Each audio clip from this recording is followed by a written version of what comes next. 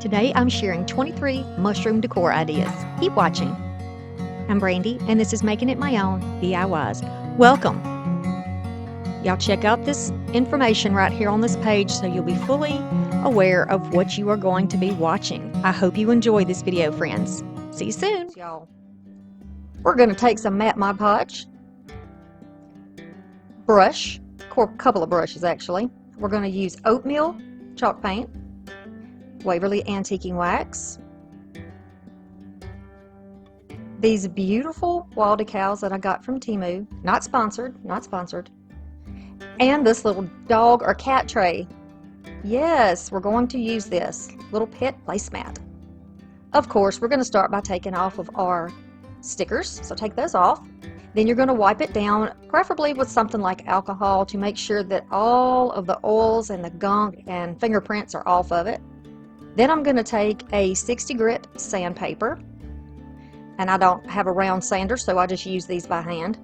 And I'm going to use this to bite through all of that smooth, shiny stuff on this mat. It's a little bit more difficult to paint on a shiny surface than it is for something that is roughed up, and since I like the rustic stuff, we're going to really age it and make it rustic.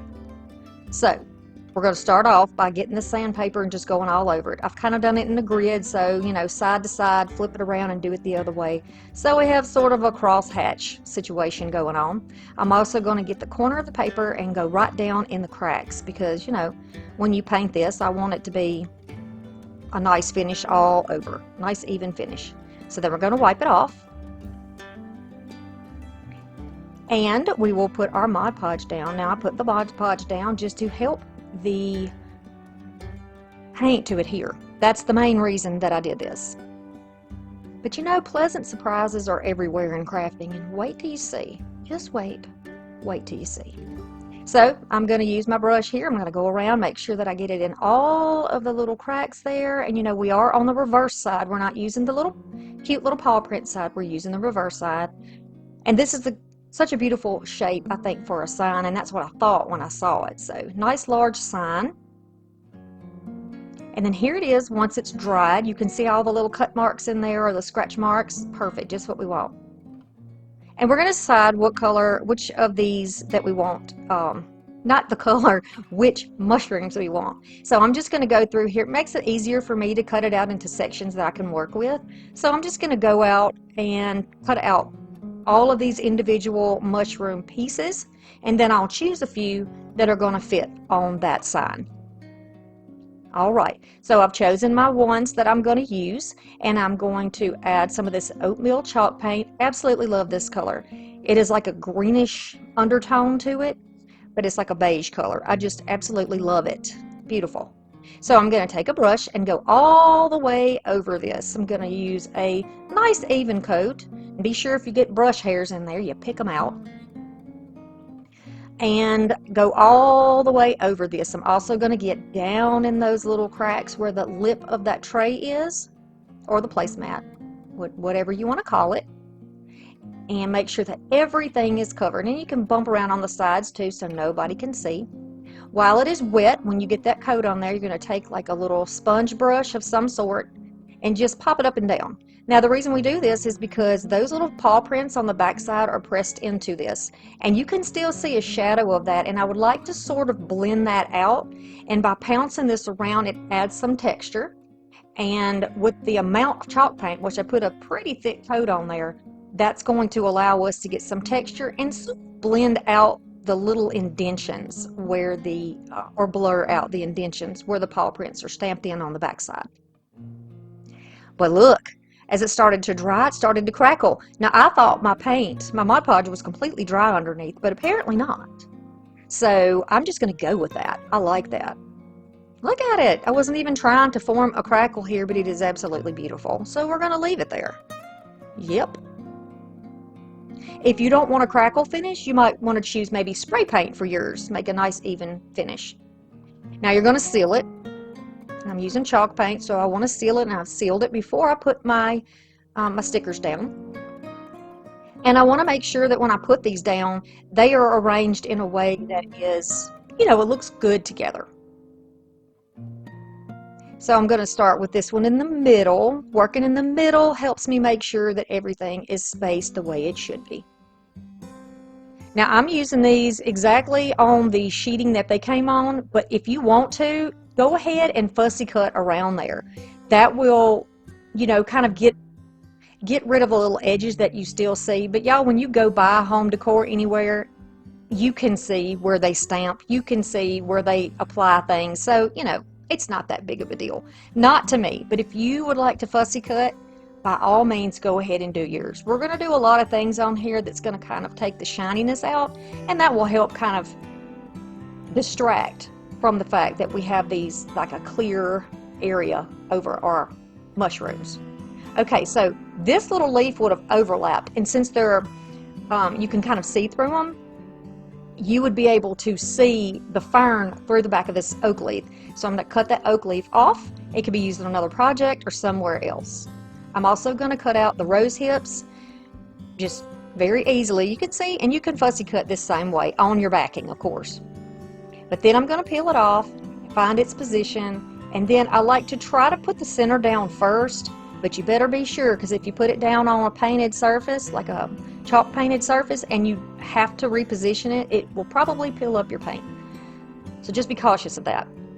Then I'm going to take this one and add it. Now, if you would prefer something that looks much more vibrant, go ahead and paint the back of yours white. You can certainly do that. But I love this rustic look, and it just reminds me of something, I don't know, from the 70s or 80s, which I'm going with that. I'm just going to go with it on this project, right?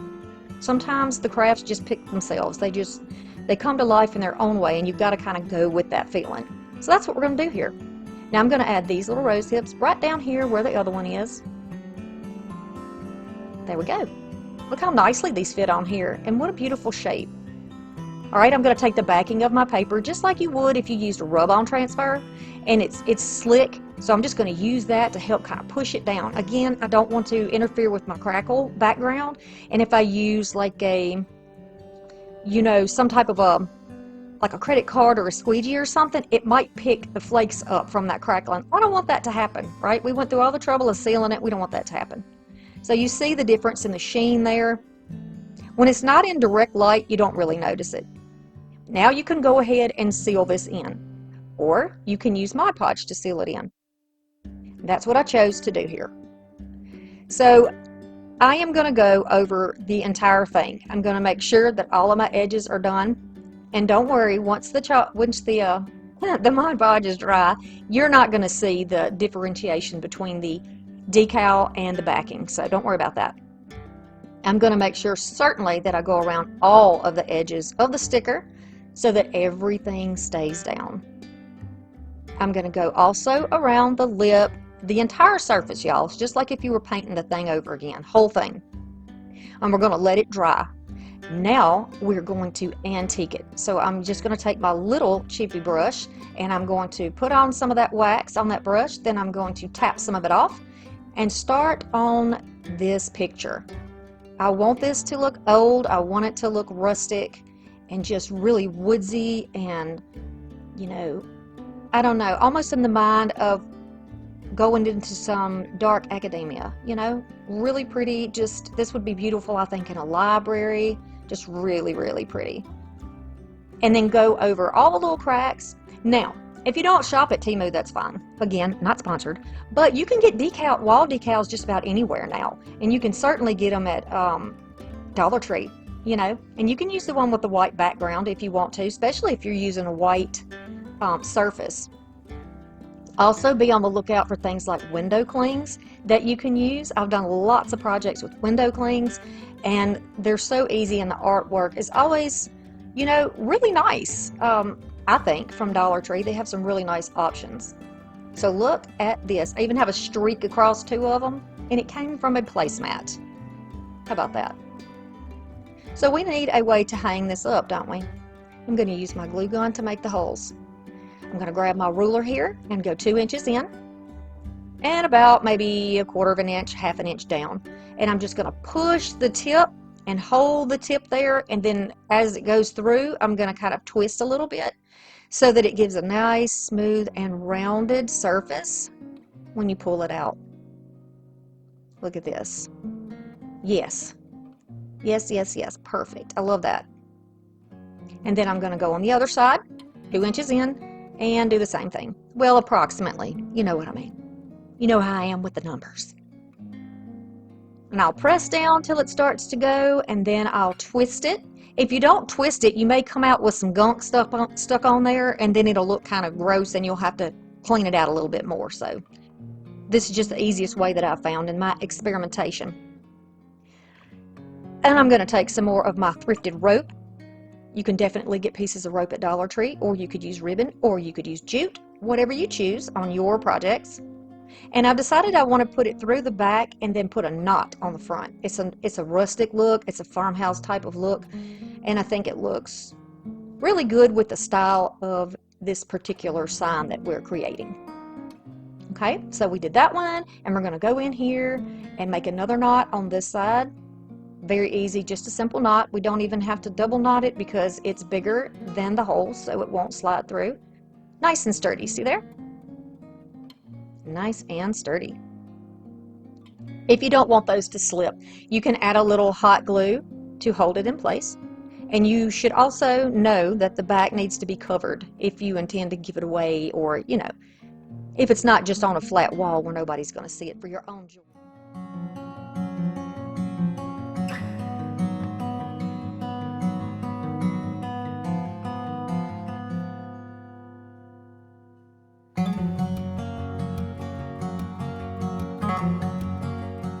Okay, we're going to use these mushrooms that I got during the fall from Dollar Tree. This is a thrifted basket, a little block, some more of that greenery we just used, some foam, and a little scrap of that moss.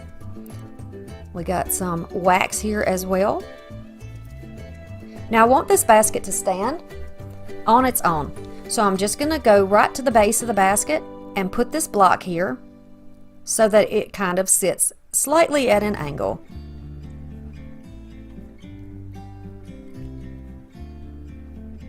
And this will do it.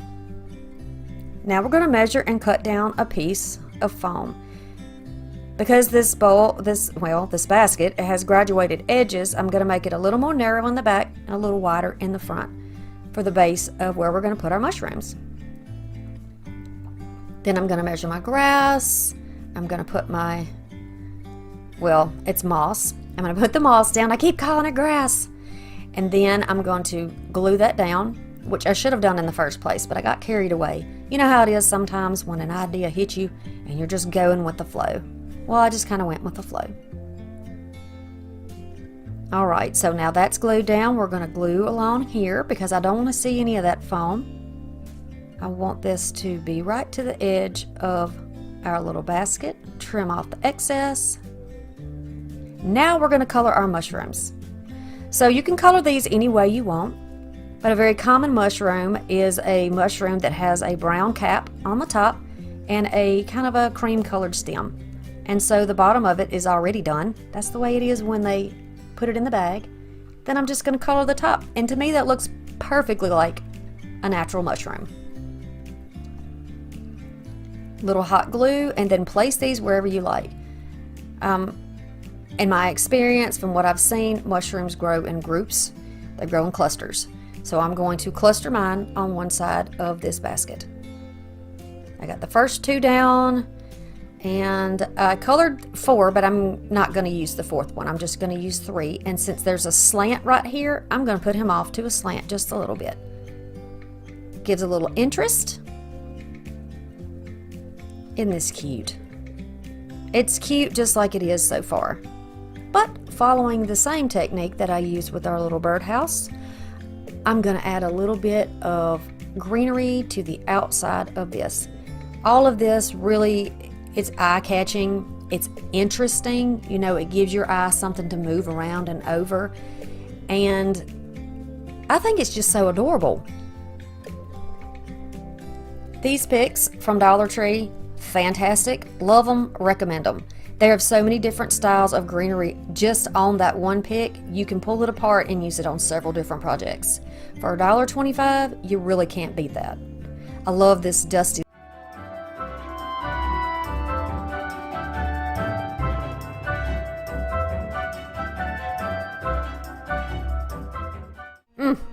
Okay, so I got this piece of wood out of our yard after we had a tornado. It's beautiful. I love the characteristics of it. It fell out of one of our trees, and I just brought it in the house and set it aside and let it completely dry out. I love this. So I'm just going to take a brush, just a soft brush. I'm going to go all the way over it and make sure that I get off any loose sand or dirt or particles or anything that are in there. This has been in the house for quite some time. It was on the porch first. There are no bugs, so y'all don't worry. I don't bring any mites in the house or anything. In order to use this, I've got to have a way to stand it up. And I'm going to use just a piece of this wood that I have out of a little bag that I got at Dollar Tree. And I craft with them quite often, but this is better than a block because it kind of matches what we have going on here. So I'm just going to add some hot glue and some wood glue, hold these together, and then I'm going to put them in front of a fan and let them dry overnight.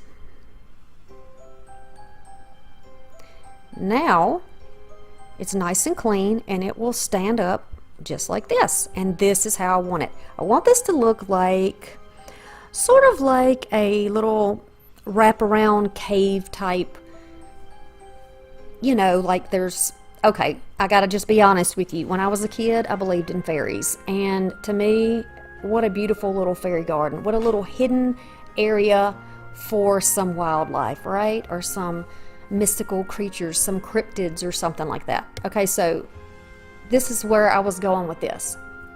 Take a piece of foam, just chop it down. What I'm doing is just using my metal ruler here to just kind of shave off the edges, shave off the bottom till I get the shape that I want that will fit on that piece that's on the bottom. So the underneath side of this little block section of wood that I have here. I'm going to add some hot glue to it, quite a bit, because I don't want this coming off. I'm going to be adding some things to it and I don't want it to fall to pieces. I'm going to add it back down there on that area where I wanted it. And yeah, there's still going to be some flaking here and there, but this is a real piece of wood. It's not plastic or anything, so that happens in nature. Alright, and then once it is dry, you can see how it looks.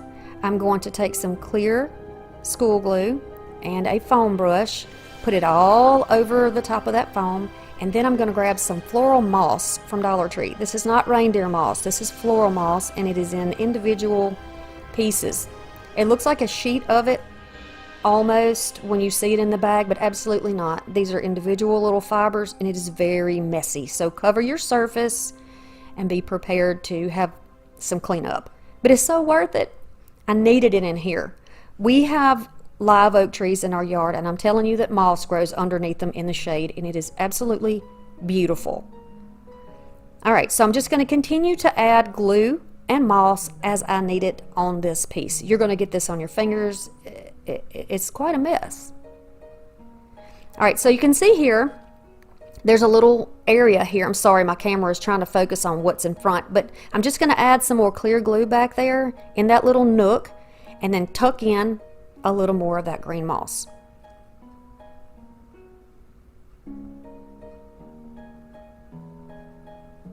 So you see where we're going here. You can see the idea of what we're doing here. Now you can get a log out of the yard and do this. You can go for a walk in nature and find something that you like. You could use a piece of driftwood. Look at these beautiful mushrooms. These are foam. They came on a garland that I got at Goodwill. I have never seen them. I don't know what store they come from, so I can't help you with that. But I can tell you that there are foam mushrooms if you can find them at Dollar Tree. That's what I was looking for y'all, but I found these, and these are even better. So you can very easily put a stick or a piece of wire into the bottom and use that to put it down on your projects. You don't want to be trying to hot glue them because they're top heavy and it's going to make a mess. They're just going to fall over and you're going to be frustrated. It would probably even melt. So starting at the top back, I'm going to add my tallest mushroom. And then I'm going to choose, because I have a box of mushrooms with a bunch of different shapes. They're the same color, but some are flat on top, some are curved, some look like a hamburger bun, some look like a little dome, and I want to use a variety of them. You can see mushrooms individually, certainly, but most of the time, you know, mushrooms are going to grow in groups or in little clusters. little fairy circles. So that's what I'm doing here. I'm just trying to put them where they look like they're coming out of one localized area. And then I picked this one. It's a little bit different. Looks like it has little splits in the top to go right there. So it's kind of a little step down, you know, process. There are a bunch of different heights, and they're really, oh, they're just beautiful, y'all. I have a little bag of leaves, and I don't know where I got these from. You can get stuff like this at Dollar Tree, though. I cannot remember where I got them from. I've had them for a long time. I collect fall items and Halloween. You should see my basement. Okay, so now I'm just going to start adding down colors that I think are really pretty that would coordinate. I'm using oak leaves here because this is likely a piece of oak that I am using. That's the kind of trees we have. That's where it fell, so I assume that that's probably what it is. It might not be. It could be pecan for all I know, but we're going to pretend like it's oak. And then I'm just going to put different colors of the leaves together in little clusters, you know, as they would be as they fell from a tree. I have some gorgeous eucalyptus from Dollar Tree. I'm just going to cut the little thick part off so it will fit, and I'm just working in the little nooks and crannies again in the in this log or this piece of wood. That's how things would grow, and obviously the leaves are not growing, but this is how they would fall. They would fall into little spaces, and I like the natural look of that. I'm telling you, if you're new to my channel, rustic is my jam. I love rustic. I love woodland and rustic and nature and mystical things, and oh, I just love it all. So I'm going to continue along, and I'm just going to put these pieces down here and there. Use whatever you have. If I had some of the fall looking ferns, I would have used those here as well, but I don't currently have anything like that, so that's why I didn't use it, but it would be beautiful in your project if you want to use it. So you can kind of see where we're going here on the project. I like that there's a space and it kind of branches out away from the rest of it, and it has its own little area. I think that's cute.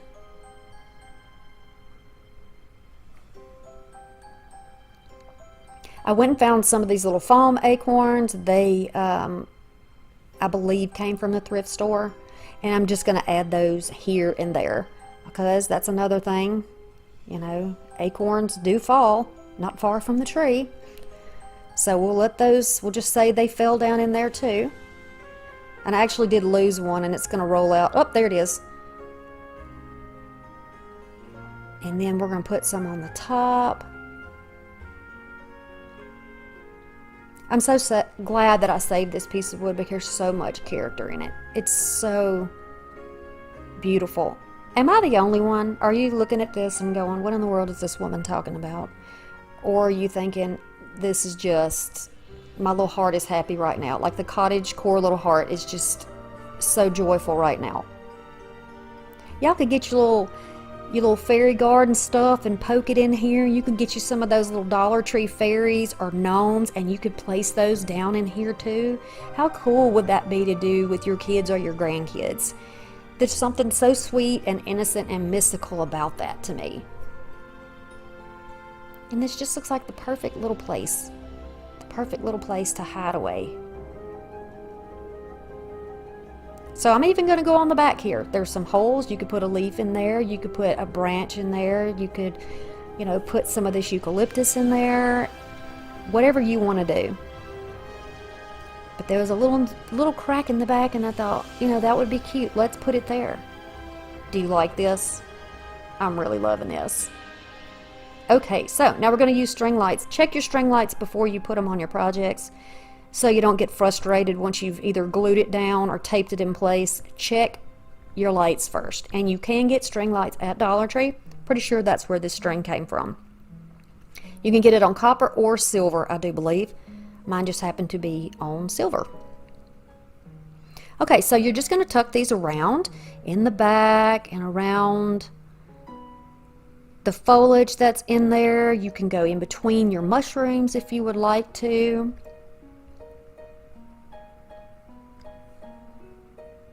You can go underneath the leaves, which is what you're going to see me do. And I'm not actually gluing my lights down, but I'm going to take a little bit of glue to glue the leaf down so that it will help hold my wire in place, and that's easy to do. I don't want to glue too much of my greenery down other than one section of it, because I want it to look like it has some movement and it has some life in it. You know, when a leaf falls, it's kind of curly, maybe some's on the ground and some's kind of curled up in the air. I like that. I want to leave that character there. I want to try to make this look, you know, as it would look in nature, you know, minus the string lights running through it. But we're making this magical and mystical, so we need some of those fairy lights. Yes. I'm going to show you two ways. So this is the first way you can wrap it. Just kind of focus just around those mushrooms and just right there in that section. And you can see how pretty that would be.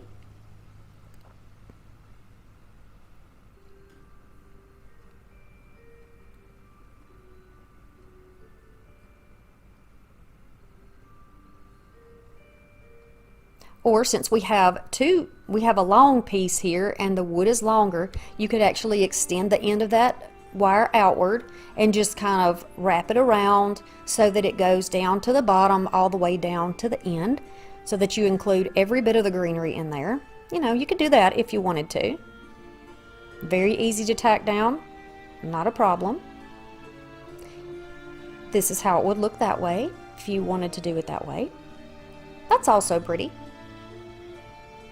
And you don't have to glue down your battery pack, because when you sit this down, it's going to sit behind the biggest part and you won't be able to see it.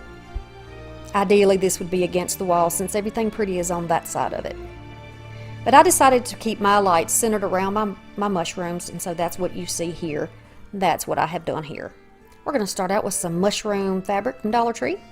Here is that box of mushrooms I was telling you about.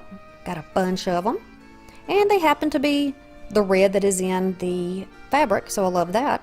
I'm going to take some Italian olive spray paint, and I'm going to spray paint these two oval frames, not round, and it happens to match the green that is in the fabric. And I'm going to take some leaves, but not these. I'm going to use the ones I used before. I'm going to give it 3 coats of paint, and then once it's completely dry, this is what they'll look like. Now they're pulling a little more blue than I care for, so we're going to fix that, no worries. Just pointing out that we need to spray paint the inside too, because you will be able to see onto the inside. You don't have to do the back part though. That's going to be glued together and you won't see it. I'm going to take my fabric and lay it down and just place the other one on top of it so I can see exactly how much I need to cut out so I don't waste any fabric. That way I still have a good piece of this fabric left if I want to create something else with it. Now you could call this cottagecore or granny core, whatever you would like to call it, but I think it is very unique and different. I've never seen it done, so I wanted to share it with you. This might not be your cup of tea, and that is totally fine, but just get the inspiration from it. That's what I want to bring you, is inspiration. So I'm going to use some hot glue and quickly work around here, pressing this fabric down to make sure that it stays in place. And as I add the glue, I'm going to pull it so that we don't have any wrinkles, but I'm not going to pull hard. I'm just going to press and pull outward slightly so that we don't have any slack in the fabric. We want it to be nice and tight. So that's what I'm doing here. I know it's hard to see because it's such a busy fabric on there. And by all means, if you don't want to use the fabric, grab some burlap. You can use some crafting paper. You can use some scrapbook paper here. Whichever way you decide that you want to do it. I'm going to continue along until I have this glued down on all the edges, and it's nice and taut so that it doesn't have any give. That's the way it needs to be. I'm going to take my scissors, lay them sideways. I found that using a smaller pair works easiest for me, and these are just little Arteza scissors that I love. And I'm just going to keep going around and around and around and around until I trim off all the excess fabric. And then what might be left, you may have a couple of little pieces that are still there. You want to go ahead and trim those pieces off as well, because you don't want those peeking out of your frame. So you can see I have little bits here and there that would go outside. Trim those off. Then I'm going to take my other frame, quickly with my hot glue in just a few places so that it doesn't get cold. We want it to stick. Then I'm going to place that top one down on top of it and then kind of slide it into place. And I'm using my hands to make sure that it is pressed down exactly where it needs to be so it's mirrored to the other frame. And then squeeze it together all the way around. Now our fabric is locked in between those two pieces. I'm going to grab my antiquing wax and a chippy brush. I'm going to protect my fabric on the inside because at this point that's when I was saying no, that's a little too bluish. It needs to be a little darker. It needs to be a little browner, a little warmer. So I just used a towel, tuck that on the inside to protect my fabric so I don't make a mess on it. And I'm just going to go around the cracks and these seams all over the front of this frame. You could do the back as well if you wanted to, but I didn't feel the need to do that. I'm going to give you an option to hang this or to stand it, so be sure that you stay tuned so you can see that. But I'm not going to be seeing the back of mine, so I'm not going to bother with that. So you're going to continue around and just get it as heavy as you would like to get it. I like to start off with a light amount and then build up so that I don't get too much wax on there and waste it. So that's what you see me doing. I'm just going to tap out a little bit and then go back over the little cracks in the frame, or I'm saying cracks, but it's actually between the elevations in the frame. And then I'm also going to get on the inside, and so this is where that towel comes in handy on the inside. It's going to keep it nice and clean and it won't get messy. And if you use a different color, you don't have to worry about doing this step at all. But I like the look of it. I think it really adds something to it. The color is definitely different with the wax. All right, so now I am going to grow some mushrooms in my frame. I've already chosen 3, and I have one. Each one is a little different than the other, and size-wise as well. So I'm going to start off with the tallest one and put it toward the right side. Then I'm going to add the medium one in the middle, and then the little baby mushroom is going to be toward the center of the frame or the bottom of the row, just like that. You could add more moss in there if you wanted to, but I was just done with the mess. I had already cleaned it up and did not want to get it back out. So using the same leaves that we used before, I'm just going to, that's what I usually do, is kind of give each little stack, you know, each color, kind of vary the colors. And I'm just going to do that here. And again, I like to go off of the colors that I already have going on there. This is such a busy looking background. It is, it's a lot. It's a lot, y'all. It's a lot. And then I'm going to add some more over here.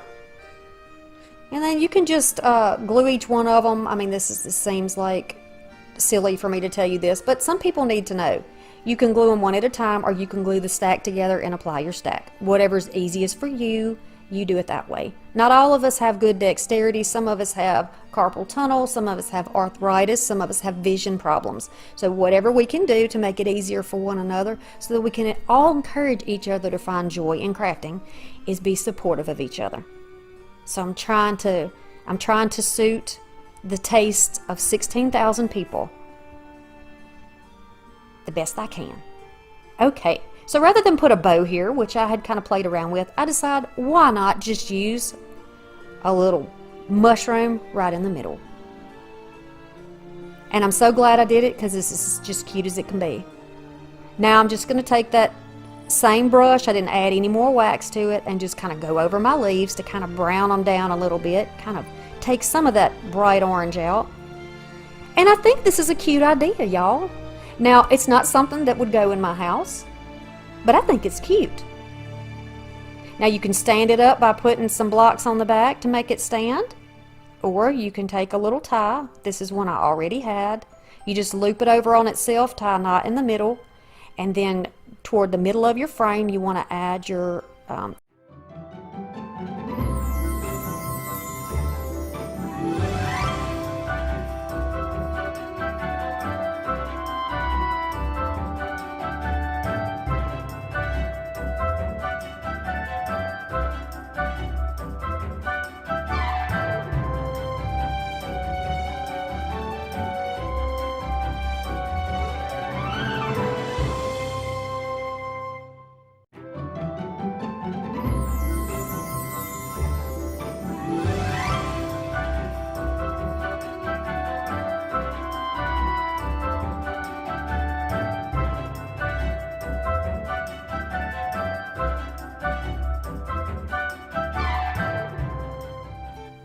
On to the next one. And if mushroom doesn't say cottagecore, I don't know what does.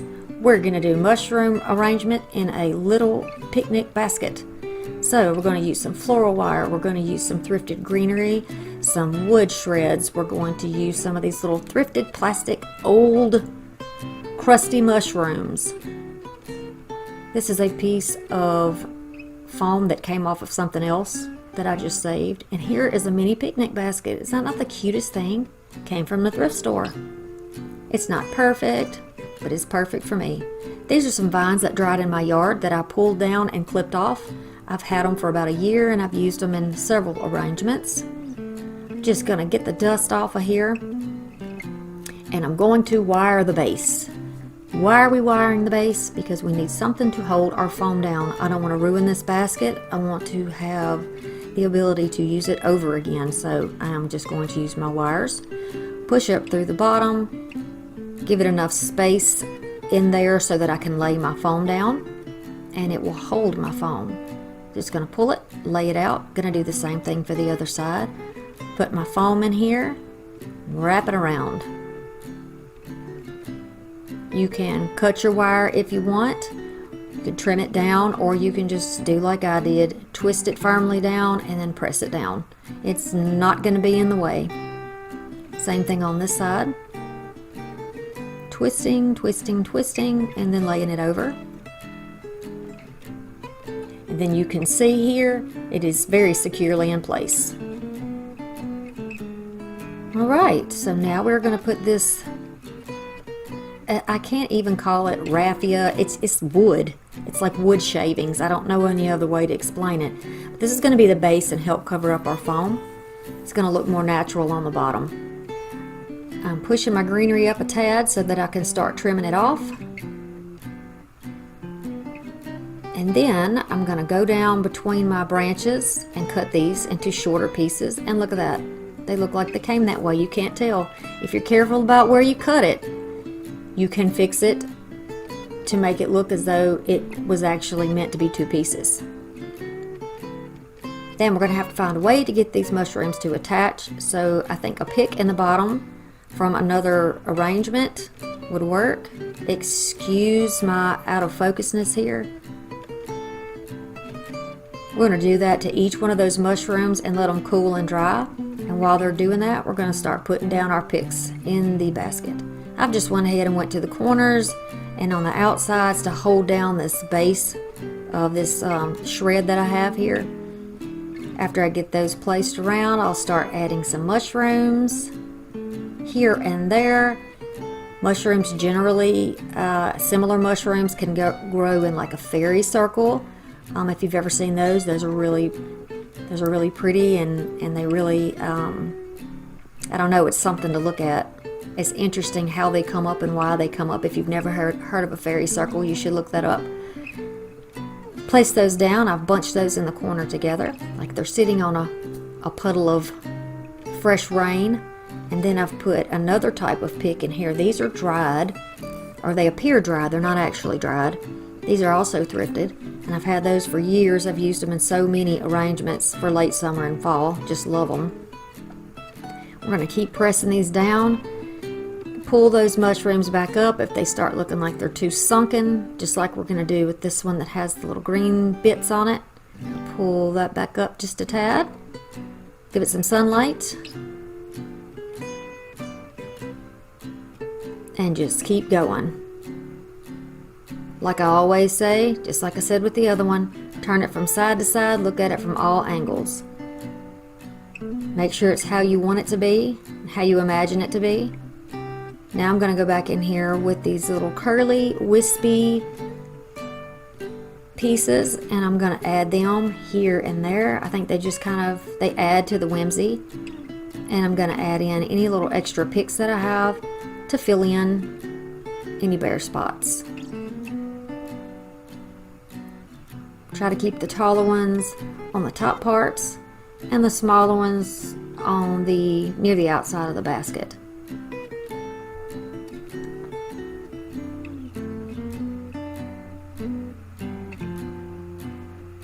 Alright. Simple enough, right? And you can get these dried vines out of your yard. You could probably buy them actually from a craft store if you wanted to. You just look for those probably in the fall and get something similar to that. Now I'm going to cut a couple of pieces of this same wire so that I can hold the back of the basket up. I'm just going to make a little fish hook, weave it through this little section here, and then twist it around. Then I'm going to push it through a section on the side and twist it around. See, I'm just kind of going through that weave, pulling it and twisting it around the wire that's already there. That's going to give it a little hinge almost so that the lid doesn't fall backwards. It'll stay upright. Going to do the same thing here. I had a little struggle on this side, not sure what I was doing differently, but I got it. Twist it around there. Then you're gonna, after you get that twisted securely, you're gonna just go down to the bottom, same thing, feed it through the side, and then I just wound it, the leftovers in the back underneath.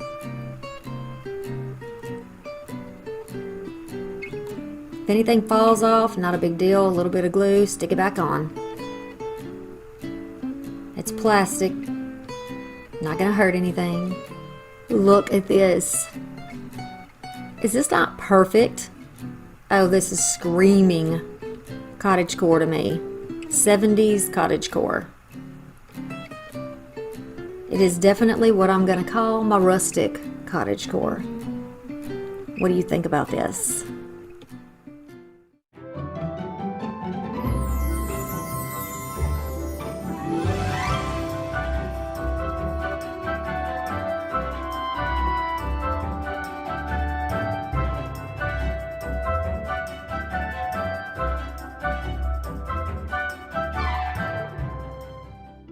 I'm going to start off with some mushrooms. Mine are foam. I've used these in other projects. Love them. Little wood piece. That's going to be like a bottom or a base. Some little slices of wood. You can get these at Dollar Tree. A little bit of moss. And then some of this ground cover moss. And it's like in a little mat or a carpet. We're going to trim this off to make it a little bit easier to manage. It cuts off very easily. And then I'm just going to hold it in place and cut around it so I have exactly the right size.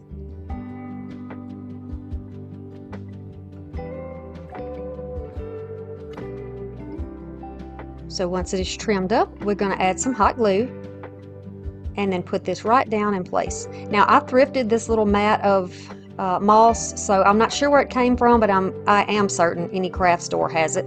Dollar Tree may even have it at this point. Just going to press it down nice and firmly, and then we're going to make a base for that, just using this little piece of wood. Looks like a little stump. We're going to put that underneath there, and that's going to be like a little riser for our project. So I know that I like these 3 mushrooms, and I want them to be together in a clump. So I am going to take my hot glue and put right down in the middle, and in between all the little pieces I'll have little strings everywhere that I have to clean up. I'm gonna hold them together tightly for a couple of minutes. You won't see how long I hold it, but give it time to dry. Then it's got a nice fat base for us to put it down on this project. If you are putting it one by one, you might want to try a different technique, but with this being so wide from the 3 of these, there's plenty of room for glue to hold it in place. But you're gonna have to hold it until that glue dries, because you see, as soon as I added glue, my little bundle tried to come apart. All right, so now I'm going to take a little bit of this Spanish moss. This just came out of my yard, but I think you can get this at Dollar Tree also, and you certainly can get it at craft stores. I'm just going to press it down in the glue around the bottom where it's connected. This just kind of gives it like a little base. You know, if you've seen mushrooms grow in the wild, they grow out of the ground and they just push everything up around it, almost like they're playing peekaboo. So maybe it pushed up through that moss. Who knows? Now these beautiful pieces of fern, actually each little piece that sticks out looks like a fern. So I'm just going to use those to my advantage and make these look like a full-grown fern, in a mini version, of course. So I'll pull off each little piece and use some glue here. You might want to use some super glue or something that dries fast, or use a cooler temp glue, or just really be patient while each one of these pieces dries. You're going to have to help support them just a little bit until they dry. And you can pretty much tell when the glue turns cool that the glue is dry. It's just kind of what I go by. Now, ferns grow sort of from the inside outward, almost like a little explosion. So you'll have a clump and then they roll outward. They have little strands that grow up in little curls, and then they stretch out and fall to the side. So that's what I'm doing with this fern, trying to make it look as natural as it would look in the wild. And someday, if you're interested, I'll take you for a walk around my yard and in the woods, and we'll look at the mushrooms that I have growing in my yard and all the little ferns and things that I have living in my yard, because those things give me inspiration for my projects, and I think they might give you a little inspiration too.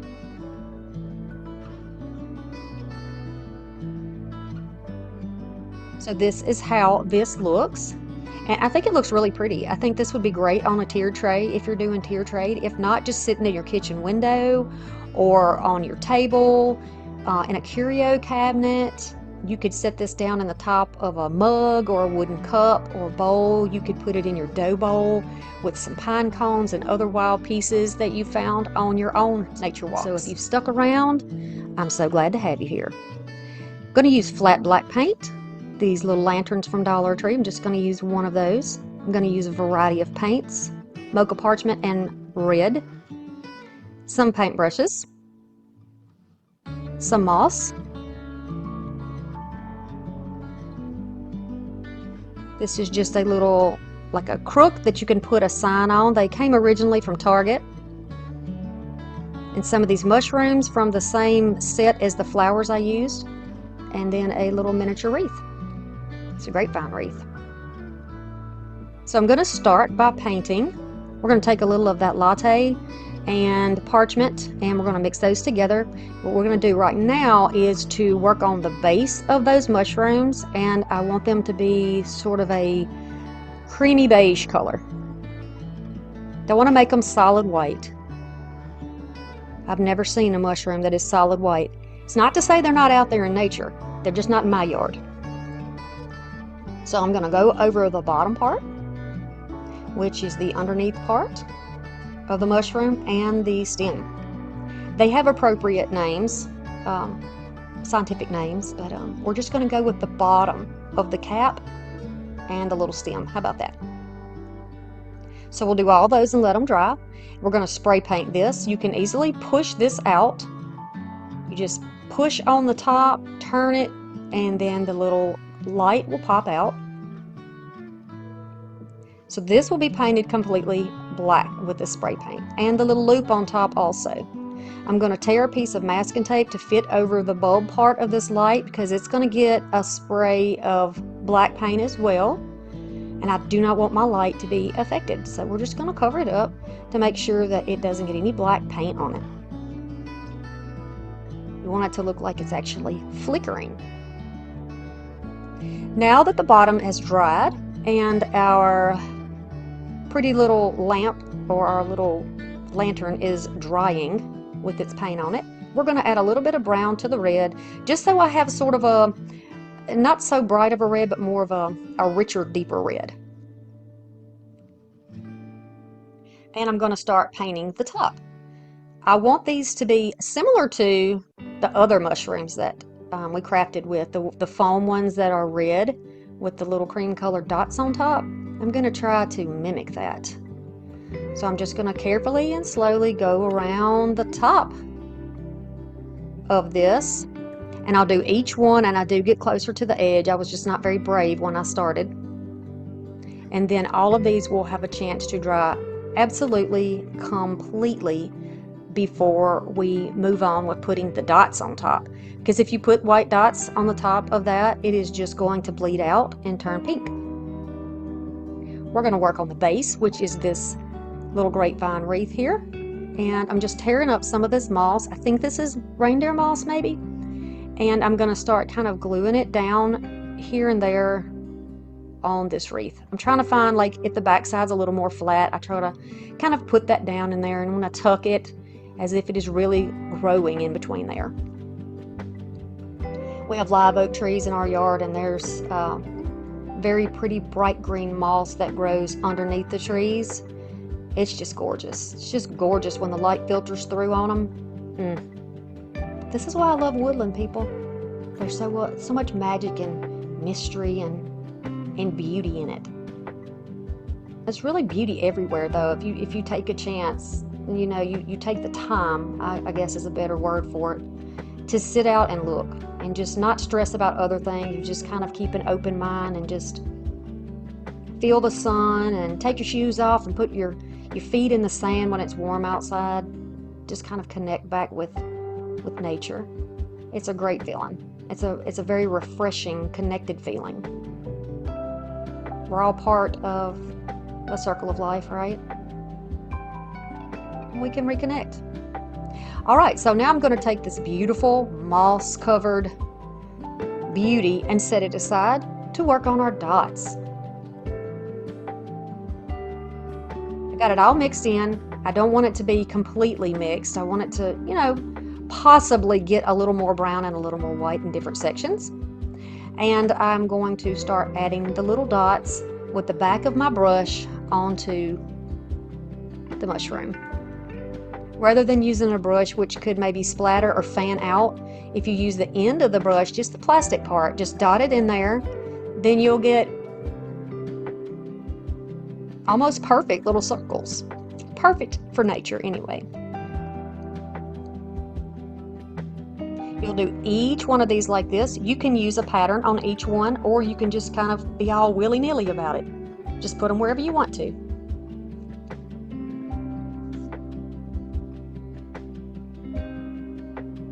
And I did find that if you add more paint to the brush, or you keep adding it frequently, it does make it a little bit easier. Otherwise, you kind of run out of paint. They are not all the same size. That's okay. We can make them a little bit bigger. Just go right over the top. So here's my crook. It was not long enough, so I'm just going to use a piece of a floral pick, and I just glued it on there, and it had a little tape around it to hold it in place. And I'm going to take some more of that same strand of pitberry vine, and I'm going to wrap the vine around here, because, you know, vines grow up. They attach to anything they can attach to, and they just wind their way up. So I thought this would be a perfect place to put a vine. And put it around this little crook. If you can't find something like this, you can make it with a piece of metal clothes hanger. You can use some type of a wire. You could use a tree branch instead of this if you wanted to, that has maybe a fork in the top that you could hang your lantern off of. That would be really pretty too. Now I have the additional length, and I need that so that when I hang up my lantern, it doesn't sit on the bottom. It needs to have some space. And you can see here that I am gluing it in. I'm holding it where I want it and then gluing it. I'm going to glue it all around where the opening is that I have this stuck through. And I put it in kind of a tight spot to help hold it still. You're going to hold it until your glue dries, or you can use some clamps or something to hold it in place. And that's what I decided to do. I'm going to get it positioned right, get these clamps on here in the right way, and give that glue a chance to sit up nice and tight, because I don't want this to move when we hang our lantern off the top.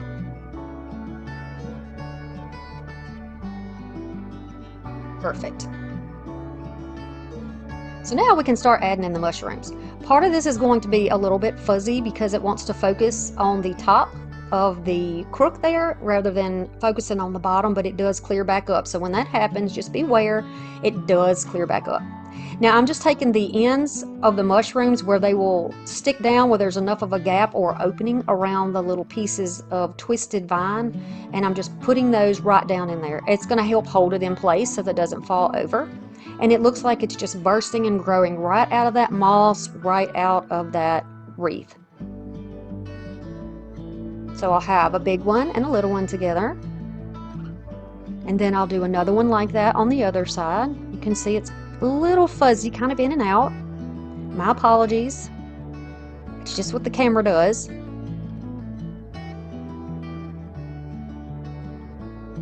Just gonna hold it in place. And one of my little flowers was falling over. Well, my mushroom, I meant. And then I'll add another one over here. He's kind of peeking out underneath the cap. And this is how it will look. Very pretty. Here is our black lantern, and I've just turned on the lights so you can get an idea how it's going to look when it's hanging. I want to put this little sign in. There were 2 signs that came with it, so I'm just using a stick. I'm going to glue it in, put some glue on the back of the sign, and then hold that in place with a clamp so that we can move on to something else. We don't have 3 hands, so it's good to have a clamp to help us out. I'll take some more of that moss, and I'm not even gluing. I'm just tucking it in around where we push the candle back up through the bottom. And if you scratch any of your paint off when you do this, you can just take a black paint pen or a Sharpie and go over the spots where you knocked the paint off. Simple, simple. We want this to look like it's been out in the woods for a while, and moss will grow on just about anything in the wild. See the look of it? So I thought, yeah, let's go ahead and extend it to the top and down some of the little sides. So I'm going to start by just putting around the top little block. It's kind of in sections up there on the top, but I wanted to add just a little at a time until I had it the way I thought I would like it best. And so you have some going down the sides on this corner and on this corner. And that really changes the look. I think that is a really pretty look. We're going to add some more of this vine to this lantern. So I'm going to wrap it around the stick to look like it has wound its way up.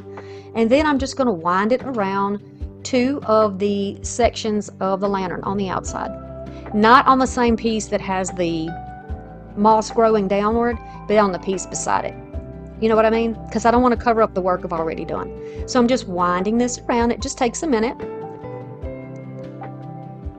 And I don't even have to glue it in place. But of course, if you want to, you can. Oh, so pretty. I wish I had a little fairy to put in here. It would be so gorgeous. I'm going to have to get some fairies. If y'all have fairies that you use with crafting, could y'all please tell me where you bought them? You know, if you like them, if it's a good quality. I would love to get some little fairies and some little good quality garden gnomes, other than what you see at the Dollar Tree. I mean, they'll work. If I need to use those, they will definitely work. But I want something that looks a little cleaner and a little more crisp. Pretty, pretty.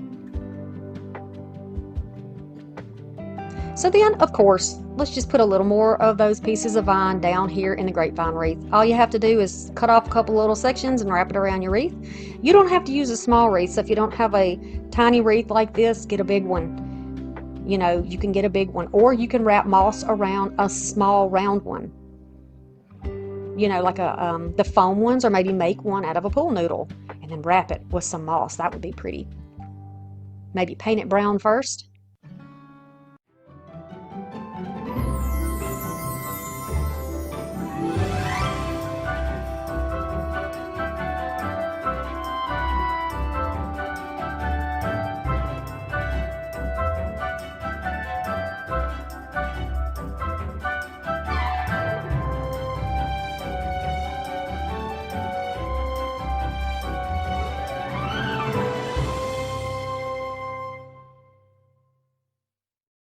I love this. It's so cute. Ugh.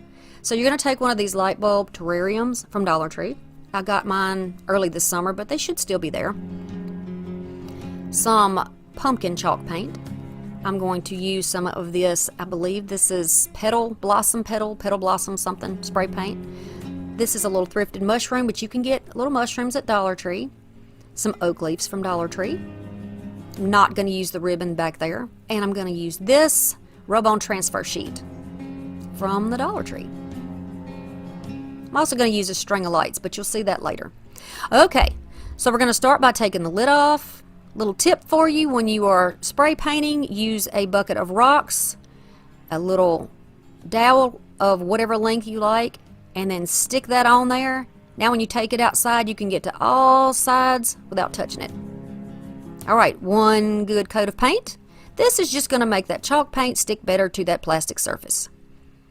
So once it is completely dry, we still don't have our little screw on top. We left that off. Here's the tag for you.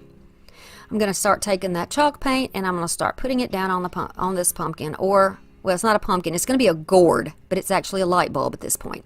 I'm going to go side to side with my paint all the way around and up to the top, just past the little area that screws on, so we don't have any gaps where there's no coverage. I used 2 coats of paint to get the coverage that you will see here. Try to use my little heat gun. I should have known better, and I got a little dimple. You can see it underneath there. Alright, I'm going to take my Mod Podge and I'm going to go all over here. Don't worry about the little dimple. Do not use heat on the plastic or it's going to curl under. I knew that before I did it, but I thought if I kept my distance and kept it on low, it would be okay. Don't do that. Use a fan or just be patient.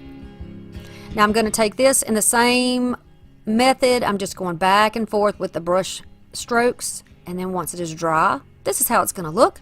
And to me, that looks more like a gourd. It has a little bit of a satin finish, and I'm totally okay with that. See there? Don't worry about that. We're going to fix it. You know, I always fix my boo-boos because I want to show you how to fix it in case you have a boo-boo. So this is cork lights, but you can get whatever lights you have at Dollar Tree. And then I'm going to add these little ribbons to it. These are going to be like a leaf bottom, I guess you could say, or a mossy look. A mossy bottom, maybe. I'm going to just cut these in sections. I'm not going to cut them completely square. And I'm going to stack them, 2 pieces of each color, just like that. And I'm going to make a little circle out of a cardboard scrap, because this is going to be how we glue those pieces of ribbon down. You will burn the fire out of yourself if you try to do this without using a base. And I don't want that for you. I want you to be able to keep on happily crafting with no boo-boos. So you're just going to stack these on, protect your fingers, and I'm just using my silicone tip finger to press it all down into the glue. Then you can just go around and trim it up if you want to. Kind of make it into a circle, because it's going to sit into the bottom, and then the sides are going to kind of fold up the bottom. It's hard to show you this because it's inside, but I think you'll get the idea. Kind of fold it and then let it just pop back out in there. You see how it goes up the sides just a little? That's the look I was going for. So now you can just go ahead and add a little bit of hot glue. You want to use this on your cool setting, and then go ahead and put in your base. Now that's all in the bottom, so we have something to work with. Easy enough, right? Easy enough. We're going to let that dry, and then we need to address the dent in the opening here. Doesn't this look like a gourd to you? I think it looks just like a gourd. I'm going to take some of this trim. Now you can get these trims at Dollar Tree. They have like 3 on in one package, and you can get them where the florals and things are. In my store anyway, they put them all over the place, maybe on an end cap. I'm just going to seal the bottom by adding a little bit of glue. I'm just showing you that it's on low temp. I don't want to melt this any further than it already has been. And I'm just going to start using my braided piece. Mine came from the thrift store, but you use whatever you can find. And you're just going to follow your curve around the opening here. Easy enough. I'm trying to get it as close as I can, not necessarily overlapping it, although that might have been a better idea. So you do what you feel like you need to do here. And then with my thumb on the inside and my fingers on the outside, I'm just kind of squeezing that down to the, we're going to call it our gourd. Is at this point, it's a gourd. Keep going around here, adding the glue, and squeezing it into place. And then when you get back to the original spot, whether you have a dent or not, go ahead and trim that off so that it meets. I'm using my bullnose pliers. I've had people asking me what tool that is. I was told these are bullnose pliers. I think I linked some in my Amazon store, so check my Amazon link and you might be able to find some there. If not, I'll be glad to help you try to find some. Okay, so this is about 7.5 inches, just a scrap that I had left on the paper, and I'm just going to go with the fold here. It already looked like it had a dent there, so we're going to make a bow just like that. Simple, simple. No tying because this is regular. I mean, you're going to be tying with the jute here, but no tying the ribbon upon itself. That's, I think, what I'm trying to get at, because it's really thick and it would be hard to get a knot in a bow this size. So we're just going to use our jute to do that, and it's practically the same color, so it blends in nicely. I'm going to put a couple of knots in here so that it doesn't slip loose, and then we can just trim it off. Then you can pull the tails down and you can push those little loops right into position whichever way you want them. You can flip these up or you can flip them down, and you can turn this over whichever way you want to do it. You can seal your edges. So I'm going to take my sheet here, my transfer sheet, and I'm going to choose which one of these beautiful embellishments I like. And I'm going to start off with these. I don't know what kind of leaves these are here. These grapevine leaves, I'm not entirely sure. And they have little berries, so I'm just going to cut them off while they're still on the backing, because they will stick to your fingers. So then you're going to mess your print up. So be sure that you don't touch on there unnecessarily on the colored parts. Keep your fingers on the clear part. I'm going to hold it in place with my finger, and because this is a round, weird shape here, I'm just going to cut some notches up to the colored parts of this transfer. Just going to cut notches, that way it can lay down smoothly while I press it into place. Now I'm going to show you a couple of options. This is my Mod Podge little squeegee, I guess you could call it. You can use something like this to press it down. You can use a popsicle stick to press it down, and in a little while I'll be using something kind of unpredictable. But you never know what you have on hand, right? So I want to help you out so there's no excuse for not crafting. Okay, so once I get all those edges pressed down, I can carefully move my finger and the film, and there you go. And in the lighter colored leaf, there's a little crack, but that's okay. Not worried about that. All right, so now I'm excited. I'm feeling pretty confident. I'm going to go on to my next one. And I like this one with the little pumpkins in it. And I'm going to put it on the side. So before you decide, go ahead and cut some little slits in it, and don't place it down until you are sure where you're going to put it, because sometimes it will still stick on its own. These are really nice rub-ons, in my opinion. So this is a clothespin, the type with a little round top and the little, it's completely wood. But look, you can use it, and it works great because it's got a small surface area on the end, and it really works nice to press these down. And then when you get ready to press, if you got to press hard, put your thumb on the inside and support that under surface. Then you can flip that clothespin around, whatever you want to call it, and you can use the round part also. So see there? No excuses. Y'all got a craft? No excuses. So pretty. I love this particular sheet of rub-ons. All of the rub-ons from last year, 3 of them, they're all gorgeous. They're really, really pretty. So you can just use whichever ones you like.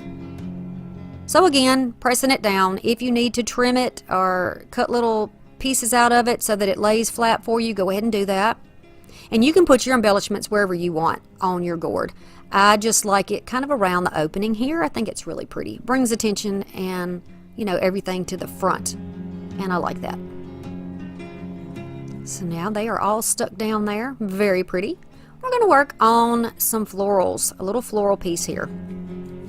I like the green on the flowers, so I'm just going to go ahead and cut some of those green leaves on and add them, because there's some green in the other pieces of what we got going on in this gourd, and I want to go ahead and let that stay there. Again, I live in southern Alabama, so we have green all year round. All year round. We do have some fall colors too, but if we're going to be realistic, there are places in the world that still have green in the fall. So do whatever feels right to you. I'm going to start making a little swag here. I'm just going to alternate, really no particular color idea here. I want it to match what's going on already with what we've already used, but no real pattern. I'm just kind of going back and forth, the bigger leaves on the bottom, the smaller ones on the top, so that you can see a representation of each color. And then on the back, I'm just going to add one more green leaf like toward the bottom. Once that glue is dried, you can take something to poke a hole right through it. You can use a hole punch, you can use whatever you have, but I'm just using one of these little wood carving tools from Dollar Tree. And then just make a hole, and then I'm going to feed my flower right through it. Now I bent the stem just like this so that it doesn't stand straight out, so that it points forward. And isn't that cute? I like that. So it fits right in the hole on the top. And you can still see the gold. If you want to look at the gold, that's great. If you don't worry about it. It's going to be covered on the back anyway. So now we're going to put our little bow right here in the front, on the side where I made my boo-boo. Nice. All right, the best part. We're going to be working on the inside now. There's so much going on in this project, but you know, take what you want, leave what you don't. I'm going to unwind it, and then I just wrapped it around my hand several times so that I had a bigger area here, but you can have yours pulled completely apart if you want. You're going to take some type of mounting tape. This did come from the Dollar Tree. If you have one of these little cork ones like I have, they're perfect because they fit right in the neck above, you know, the neck of the gourd. We're going to call it our gourd. They fit right up in here, and you can hide them, and you can still turn your lights on and off. Perfect. You can order those from Dollar Tree. From Amazon, but you may be able to find something similar enough at Dollar Tree. I don't know. You'll have to check and see. You could always use a flameless tea light in here if you wanted. I'm going to add some of the same colored leaves that we used on the top up there and the bottom off to the side a bit. And this is going to be where we're going to nest down our mushroom. I hope you can get an idea. I hope I'm explaining it well enough because I know it's hard to see the darkness inside of that pumpkin. So then you want to place your mushroom toward the center back of the pumpkin. I actually set mine down a little bit too close to the front, but that's okay. You know, I can still see it nicely, and it looks like a little starry night in there. Isn't it cute? I'm going to turn off the lights in just a second to show you. My son is helping me, and he's got the lights off for me so you can see how it looks. I think it's really cute. So now we're going to seal in and make that, all of those little appliques that we put on, or these little pieces here that we put on, we want to make them blend in and look a little bit richer. And the Mod Podge that we use for the rest of this project is going to be perfect to do that. It does bring out the richness of these little rub-on transfers, and it's going to help seal them in place so they almost look like they were hand painted. And I like that idea. And we're going to do that to each one. It's going to blend in and dry and look so nice. And then if you want to cover up the back and you don't want that showing, you just add a leaf right there. Now it's all covered up. Nice.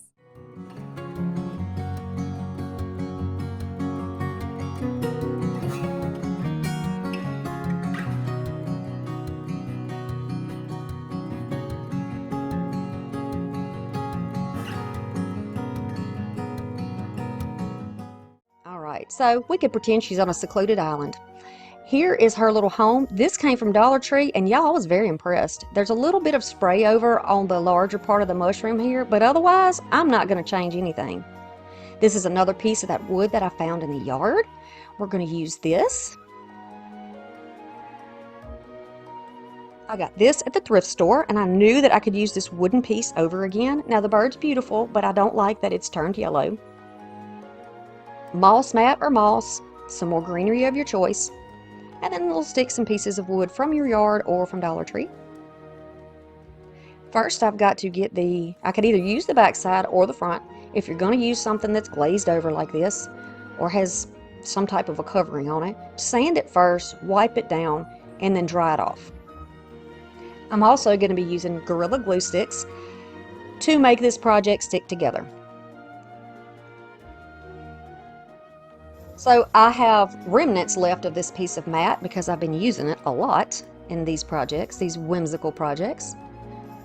And I'm just going to trim it down into pieces that will work on this. Now, what I love about this and the other moss mats that I have found is that once you get them in place, you can just take your fingers and run over the little gap and you won't even see that it was pieced together. So, you just kind of like brush it with your fingers, like if you were scratching your dog's back with just the tips of your fingers without your nails. You got to do that little motion and it kind of makes the fibers go together so you can't even tell. Because you're going to see the gaps here and there. I'm going to piece those together with little bits and pieces also. All those little pieces laying there, I'll be using those to fill in those gaps and you won't even know. Look at that. You can't even tell. And then right now what I'm doing is just getting off any stray glue, that's on there. I don't like that, so I'm making sure that's right. Then I'm going to find the placement for her home. I love the sizing and that this little piece of wood looks like it was made for this mushroom. Look at the fit. That's perfect. This video was meant to be made. She was meant to live here. So I started taking off this tag and then I thought, why? It's just going to be stuck down. Nobody's going to see it. So I'm just going to leave it and add a good bit of glue like we did on the other one and then press it down into the fibers. I'm going to hold it there until I feel like it's been there long enough. It's not moving around when I shake it. Then I'm going to fit this where I want it, grab my glue gun, and while it's sitting there, I'm going to work on, so you can see how it fits so great right there. We're not going to be covering this, so placement doesn't really matter. I just generally like to put the back of my projects toward the back so that I have more space in the front, to play with.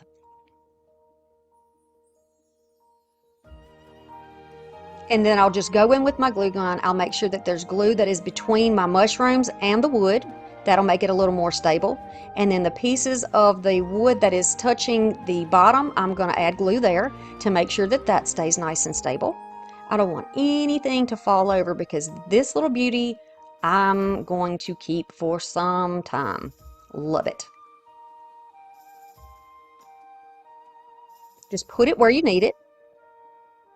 I'm trying to be careful with the glue. I don't want a bunch of glue spilling out. I don't want it to look sloppy. I want it to look neat, and I don't want you to be able to see it. So I'm trying to be precise where I apply my glue. Okay? Now you can see here, I'm moving my hand so you can see that it is all down on that piece. Love the look of this so far. So cute, just like this, I think. All these little nooks and crannies were just made for some moss to live and some little plants to grow, right? So I'm taking some scraps of that mat and just pressing it down into a little hot glue. You can see here how that works. You could put a tiny bird nest there. You could add more mushrooms. I'm going to play around with this fern and add some more in here. And I'm just going to make a bunch because I personally don't really see once, like in the summer when ferns are growing, they're usually in clusters.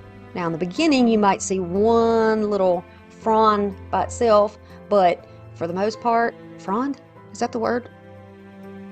Piece of fern. Yeah, I'm thinking of a palm frond. Yeah, but yeah, you'll see them in little clusters. So I'm just going to make them sort of like in a little cluster here, because this is a summer project, right? Well, it could potentially be a summer project. I'm not going to use any flowers in here, y'all. None. This is all going to be greenery and kind of natural looking. So look at these. This came from Dollar Tree. It sure did. And there are caladiums in here and all kinds of stuff that I can't even name. But they're on wire, which makes the quality of them fantastic if you're going to be using these, because I don't want them to be flat. You can bend these out and you can arrange them a little bit so they look like they do when they grow. And they grow out from the center and fall to the side. That's how they look. Well, the heads of the flowers fall to the side. They stand up. So I'm going to use a little bit of my floral wire here to twist them together. And then I'm going to trim off because I want this to be flat. When it's flat, it makes it easier and you have a little more surface area to put your glue so that it will stand up a little bit better. That's just my experience. So you see that they're wired and you can just bend them and look how much nicer that looks. Looks more realistic. I'm going to grab some of my floral tape. Y'all, when you use floral tape, I know a lot of people do not know. When you start twisting it, put some tension on it. You can see how I'm putting tension on the tape. When you pull it, it releases the wax, which makes it sticky, and it makes it stick to itself. Continue to put pressure and twist this, okay? Put as much on there as you like, and you can just tear it off when you get to the end. Now, I've had some glue right down in that crack, so I'm just going to place this down right on top. Now, it could be to the side, it could be behind, wherever you want to do it, but I'm going to add a little more glue here to kind of make it stand up. I grabbed a piece of greenery from my little greenery bucket or basket where I have a bunch of scraps, and I thought this would be something a little bit different. We'll put some fir in there, a cedar or fir, whichever tree this is, and I'm going to add that. And then the little pieces I'll just put here and there across the top just to fill in a bit. And add some to the back. You know, I like to do my projects where you got a little something surprising going on in the back. Even though there's not much room, you wouldn't think there would be, but I still like to do it because it's always surprising to turn it around and find those little hidden areas. So this is it so far. Got to keep y'all informed, keep showing you. This came out of another pack from Dollar Tree. It's a little mailbox, and I thought this would be really cute, but instead of putting it close to the house, I'm going to put it right underneath a little depression in that wood, in a little nook. I'm going to add some more greenery over here. This is so pretty. And Dollar Tree, y'all. Okay, now this I thrifted recently. These are little bits of cork. And they look like little rocks or little pieces of gravel, but they're really lightweight. Let's give her a walkway. I'm going to go right in front of the house, the same width as the little stone that's there on the bottom. And hey, y'all, use whatever little house that you like. If you want to use something different, a little cabin or whatever they have at Dollar Tree, you can just use that. I'm going to add some hot glue, or it might be easier if you're using your fingers to put that on a cool temp. And just pack that down and press it into that mat underneath and into the glue. I'm going to extend it all the way to the edge of this little plaque or her little island. All the way to the edge. Maybe this is her tropical getaway. I don't know, but I tell you what, I would live here. For sure. I love to be surrounded by green and woods and mushrooms and goodness. Love it. And then I'm going to make it almost like it rolls down or bevels down on the edge. And then we're going to make her some little steps. Even though she flies, sometimes she walks. I'm going to take a few pieces of that wood and I'm just going to do like small, medium, and large so that the smallest step is on top. It's going to fit right there underneath that. I'm going to go ahead and glue the bottom and the second step on there. And then I will choose and place the top step. Doesn't take long for this part to dry. It's going to take a little while for the cork to dry, so just be patient with that. But it is all covered and it will stick down. I tried to shake off the excess and nothing moved. It all stayed right there. How cute is that? Yes. You can use gravel or you can use anything that you have if you want to make a little walkway. You can even use those tiny little bits that you get out of like a fish aquarium. You know how they have the little colorful stones or little rocks? That would be really cute. I guess they call it gravel. I'm not sure. But that would be really cute for like a really magical fairy look. I always have these garden fairies and the ones that are woodland fairies, you know? But you do whatever you like best. Then I added some of that cork around the bottom of the mailbox just because I liked it. See, we got some stuff going on in the back and the front. I love it. I'm going to add some more moss in the other little areas. I always like to take a good look at the whole project, up close, far away, back, front, side to side, and just let my imagination run wild. I just add stuff where I want to, and you know, you don't have to do this much if you don't want to do this much, but it just makes my heart so happy. I feel like a kid doing this. And y'all, I just turned 50. On the 31st of March, I turned 50. And it doesn't bother me one bit. You know, it doesn't. I feel good for 50. I do. Look at that. That's cute so far, right? So we're going to place another little piece of wood over here because maybe she needs a bench where she can come out and contemplate before she takes a little fly over to her playground so she can sit in her swing. And then, of course, if there's a tree stomped down, we got to have something living by it, right? Let's just add a little more right there. And look at her house, y'all. Wouldn't you like to live in a house like this? She's a good housekeeper, and she's a good little gardener too, isn't she? But she works so hard, she has to have a rest, so then she has her little garden where she can go sit in her swing and think about her hard day's work. These projects bring me so much joy, and I hope they do you too.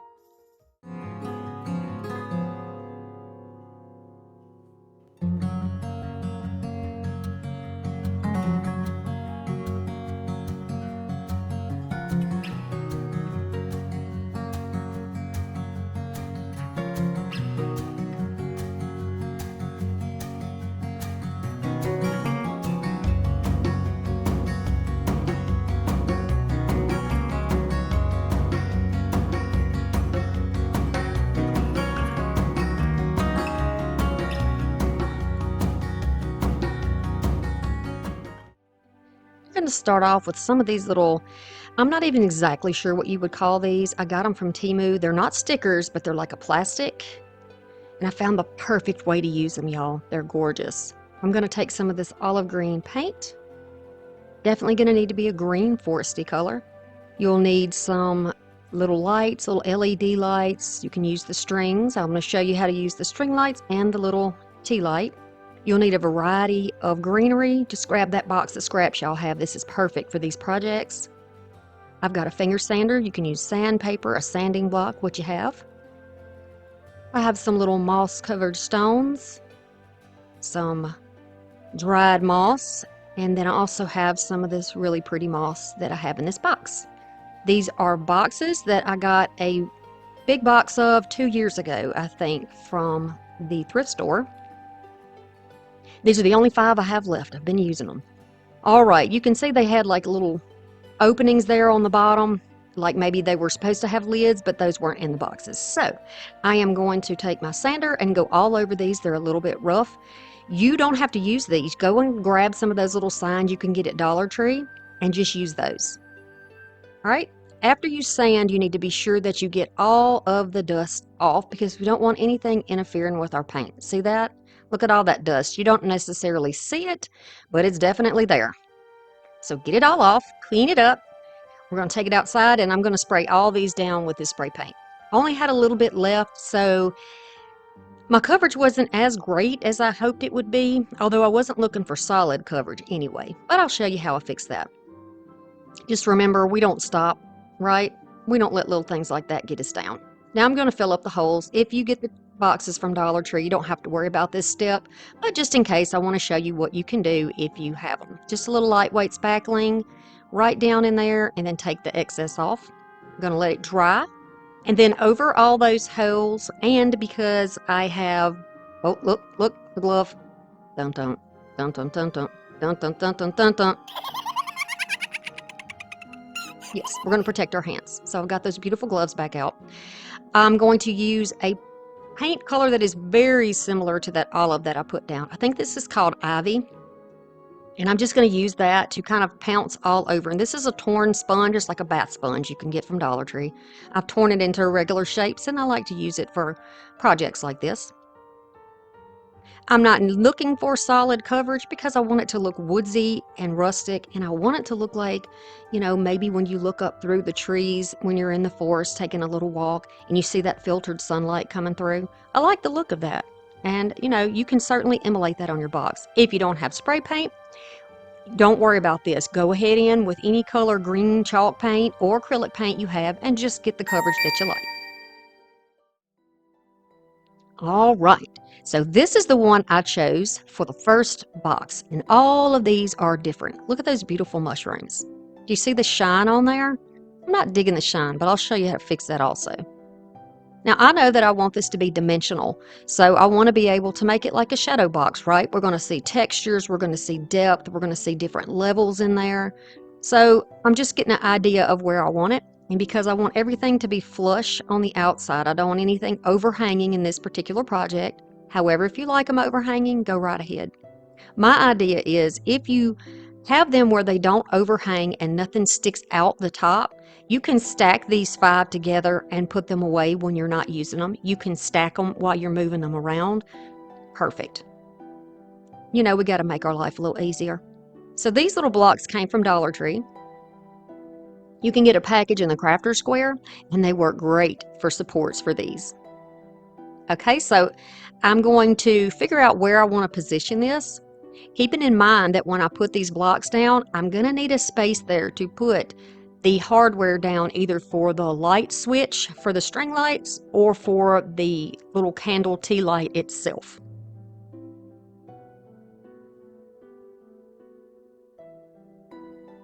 All right, so I'm making sure that you can't see the lighter color through that, the design that is there on the little plastic piece we're using.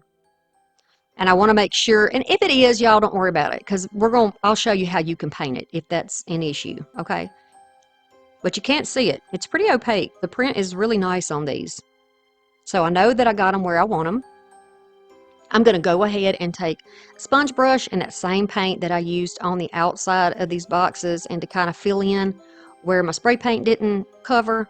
And I'm just going to use a little bit of that on these blocks and then let them dry so nothing is going to show.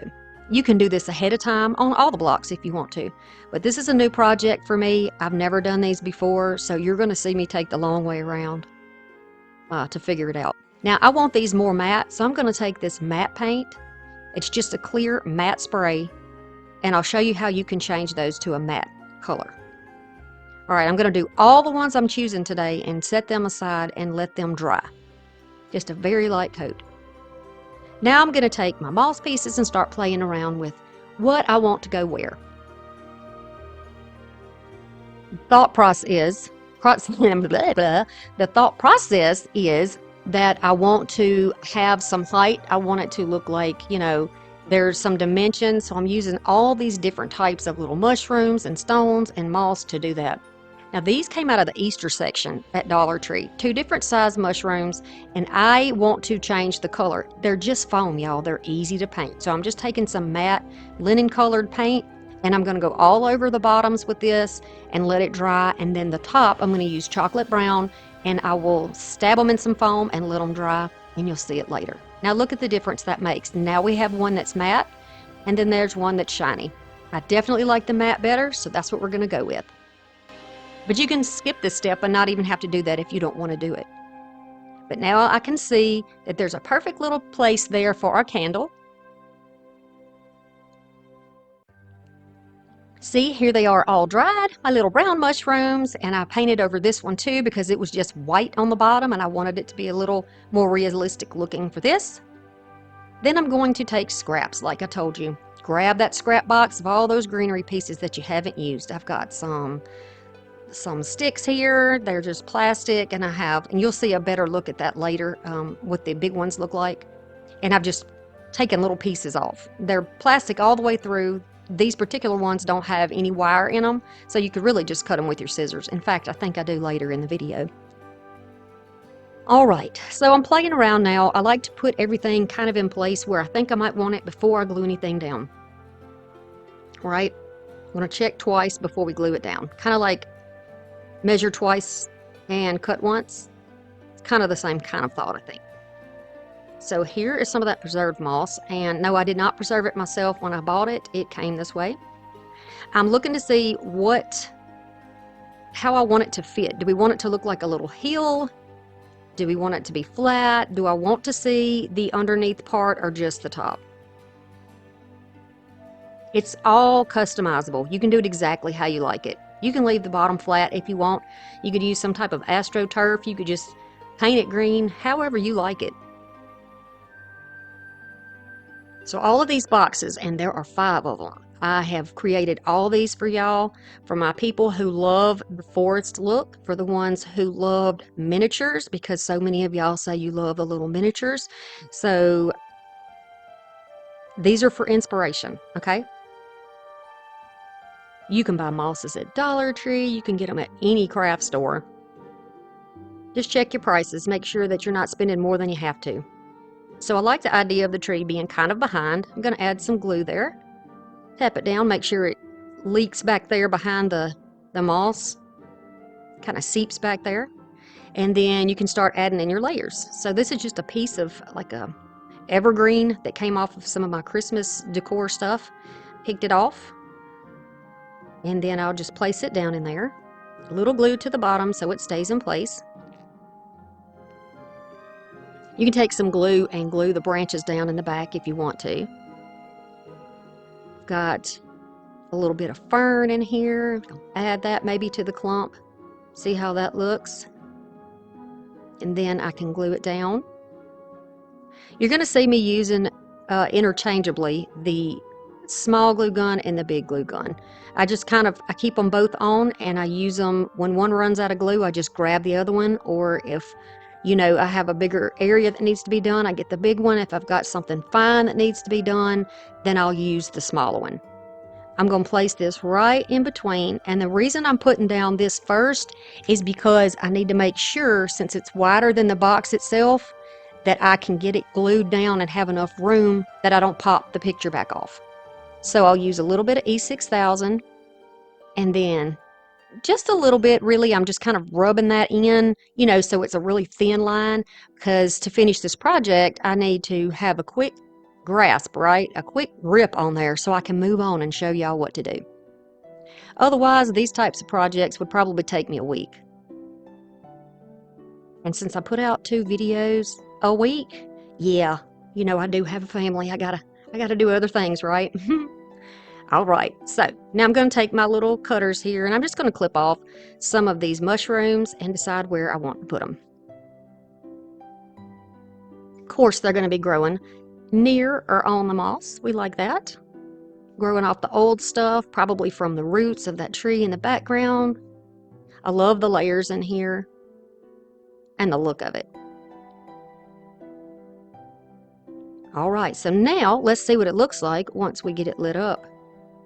Oh my goodness, y'all cannot imagine the joy and excitement when I put the lights on inside of each one of these boxes. And each style is a little bit different. So, pick and choose which one you like the best, which one you think you want to copy, or by all means, do all of them. These are so pretty and warm, and I'll show you in the end what it looks like with a white light instead of the warm lights too. Hey, come check out my new videos on Mondays and Thursdays at 6 p.m. I'll see you in the comments. So these are the next 2, and so instead of doing 1, we got you warmed up with 1, let's try 2 and see what we want to do for that. Also measuring here, and I'm going to trim off so that it's flat and nothing's hanging and snagging on the edges. Want it to be flat, so I'll just cut it off. And it's got an outline of the clear. I'm going to say plastic. I'll refer to it as plastic, but I'm not sure what the material is. This is not a sticker. It's not a transfer. Yeah, I don't know. But if you want the link, let me know in the comments, and I'll see if I can grab it for you. All right, so we're going to add dimension. I'm going to have to use different size blocks here in order to get different size, a different depth of dimension. So I'm just using these they're like a painted building block. You can use something like a Jenga block for this, or the little building blocks you get from Dollar Tree. They're perfect for this. I'm not going to use hot glue at this time because I didn't know if hot glue would melt it for sure, but yeah, it doesn't. And then I'm going to add the E6000 and place it down over the areas that are opaque so you can't see through it. All right, so now since I've laid it out, I kind of know where I need my blocks to be. If you're the kind of person who likes to measure and everything has to be exact, go ahead and do that here. But I find when I'm crafting, I just kind of go by my eye. That's my personal preference, and it has pretty much always worked for me. But you know, if you need to measure things out, then go ahead and do that and get your proper measurements and then glue your things down. Always making sure that you have enough room here that you can fit your tea light or whatever you're using, and also so that it is not showing. Now, it just didn't need to be painted, so I didn't worry with painting it here. You see, it kind of rounds over that light just a tad, but that's okay. And maybe your box won't do that. Maybe if you get something like a shadow box from Dollar Tree and you redo it, maybe you won't even need to do this step, and you could do it a lot faster than I did.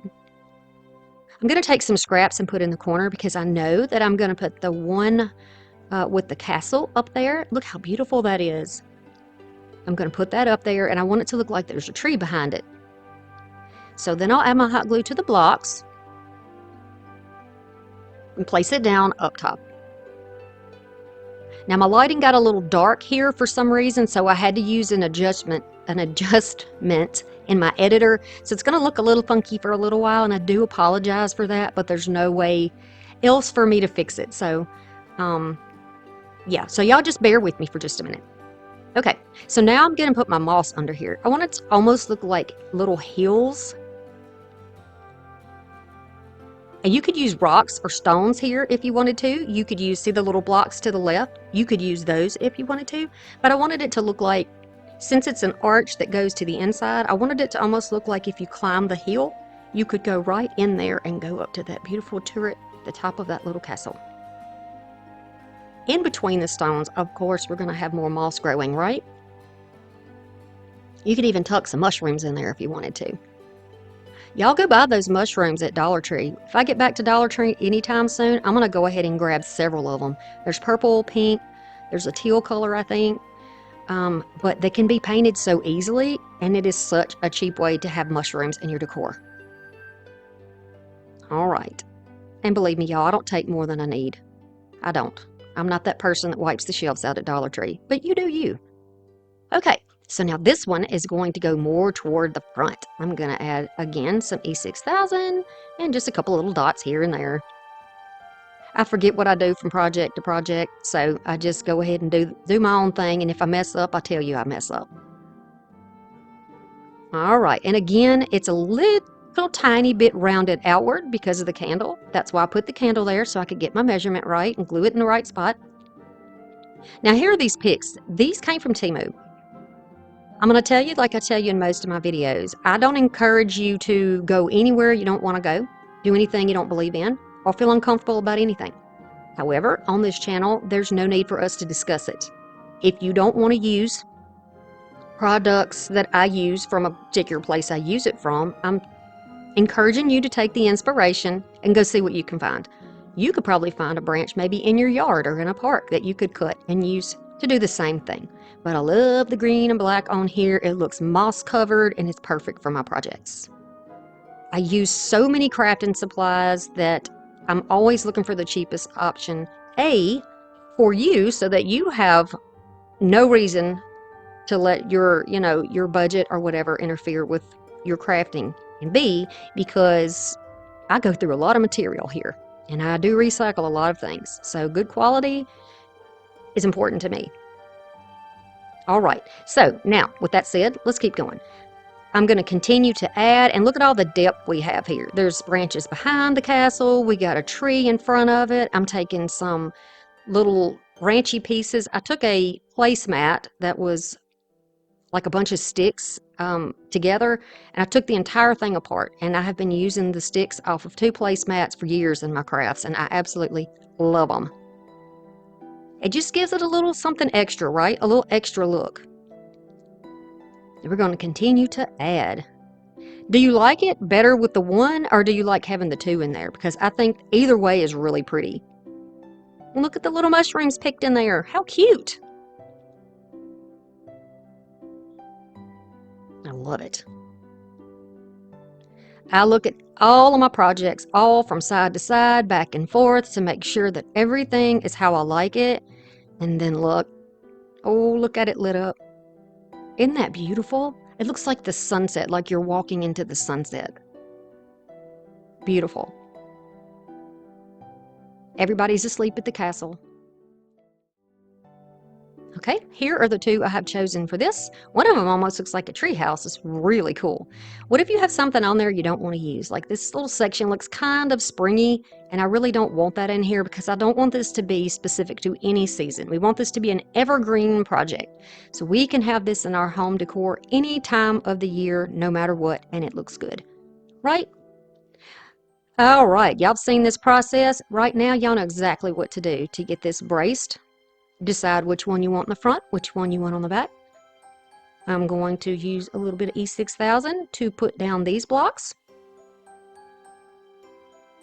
The thicker or the thinner your pieces of wood or supports is going to make a difference in how far forward or how flat it lays. We know that, right? Then there's beautiful, beautiful fern pieces. I'm going to add those. What I'm going to add in the back, you can layer those. You can cut those into different heights and different, lengths. That one I glued right to the back of the supporting block in the front. It gives a little shadow between there. Look at this piece of branch. Very nice. You can trim as needed. We'll put this one in the back. This part is pretty repetitive, right? This is pretty much what you have seen me do on the other ones as well. I want to remind everybody that February is, I believe, Women's Heart Health Month. I want you to be sure that you're advocating for yourself. If you are having problems or concerns, don't just think that, oh, that's just what it is and leave it alone. If you feel something particular in your body and you feel something's not right, I want you to be sure that you seek help. Get a second opinion if needed. I almost lost a very dear friend because things were overlooked and not done properly. And thank goodness she's still here because, yeah. Just advocate for yourselves, y'all. Just advocate. Okay, now look, we're going to use the little fairy lights with this one. And they're on a wire, so you can bend them, you can reposition them, you can twist them, and you can hot glue them. You sure can. So I can't reach in there well with that gun, right? With the little glue gun. So I'm just going to add a little glue onto the stick and press it down to hold that light exactly how I want it. They're positioned pretty much like around the light, the windows there, and inside of the opening. I like that. I'm going to pull it down and put the light on the block, the support block, and kind of glue that in place. Be sure y'all are protecting your fingers for these things. I've gotten so used to this, like I've said before, that I'm a little bit better at positioning and not burning myself, the safety aspect of it. But I want y'all to be very careful. And just because maybe you burn yourself but you don't even feel it, that's not a good thing, y'all. That means you have decreased sensation in your fingers, and that's not a good thing. Because then how do you know if you've hurt yourself, right? If that's the situation, you need to go to your doctor and let them know that you don't have good sensation in your fingers or your feet or wherever else. I'm not saying I'm a medical professional. I'm not saying that. What I'm saying is I love y'all. And I don't want any unnecessary wounds while we're trying to do something for joy in our life, right? We don't need that. No, we don't. All right, so now I'm just winding this back and forth, back and forth, back and forth, so that it's going to light up underneath that archway. These little boxes on here are very easy to stick down. Use whatever fairy lights you have. Again, mine came from Temu because I can get like a 10-pack for just a few dollars, and I use the heck out of these. Got lots of light up projects. And once I get them in place, you don't have to use hot glue to put it down, though. You could use double stick tape if you wanted to. And I'll show you how to do that in another one of these in a bit later. All right, so I'm going to take some glue and I'm going to hold it up there for a while until it is still, and then I can reinforce it with a little more glue to kind of build up. Almost like the roots support a tree, I'm kind of building it up so that it has more support. And then right on the side, if I don't want it scooting around, like I said, I want mine to be pretty flat. Then I can glue it there. When you start adding in your moss or whatever the bottom or the floor of the box will be, that's going to give you more support also to your pieces. This preserved moss, you can just tear chunks off and use it. You can just do that with the moss you get from from Dollar Tree. You just tear off sections and just poke it down in there until it is as thick as you want it. Moss does shed, so you might want to do these projects over maybe you could even use like a pizza tray or a pizza pan or a cookie sheet so you can collect it, easily clean up between projects and just kind of dump it in the trash. I'm going to tuck another little branch behind it. So we have stuff in front of them, we have stuff behind them, all around the sides. It's looking very woodsy. It's looking as if you're standing at the edge of the woods and looking into the woods and seeing all the nooks and crannies and beautiful greenery and the mystical lights, the beautiful little lights. We could call these lights fireflies. We could call it just interior lighting in here, or we could call them fairies. Couldn't we call them fairies? Fairies or pixies? We could. It's all in your perspective. All right, I want to add this beautiful mushroom on here, so I'm just going to cut a chunk off of it so that it will lay flat inside the box. But don't throw that chunk away because we're going to use that in just a minute. All right, now I have a flat surface. I'm going to put glue here and down the stem and tuck it back in here.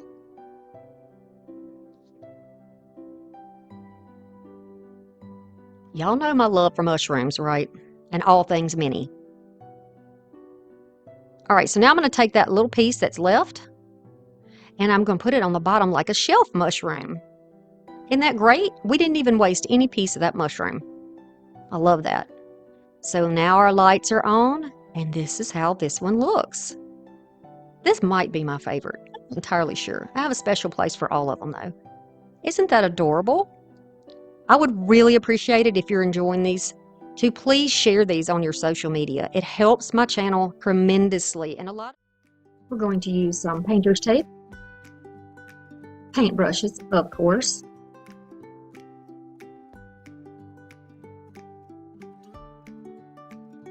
some scissors, moss, oatmeal.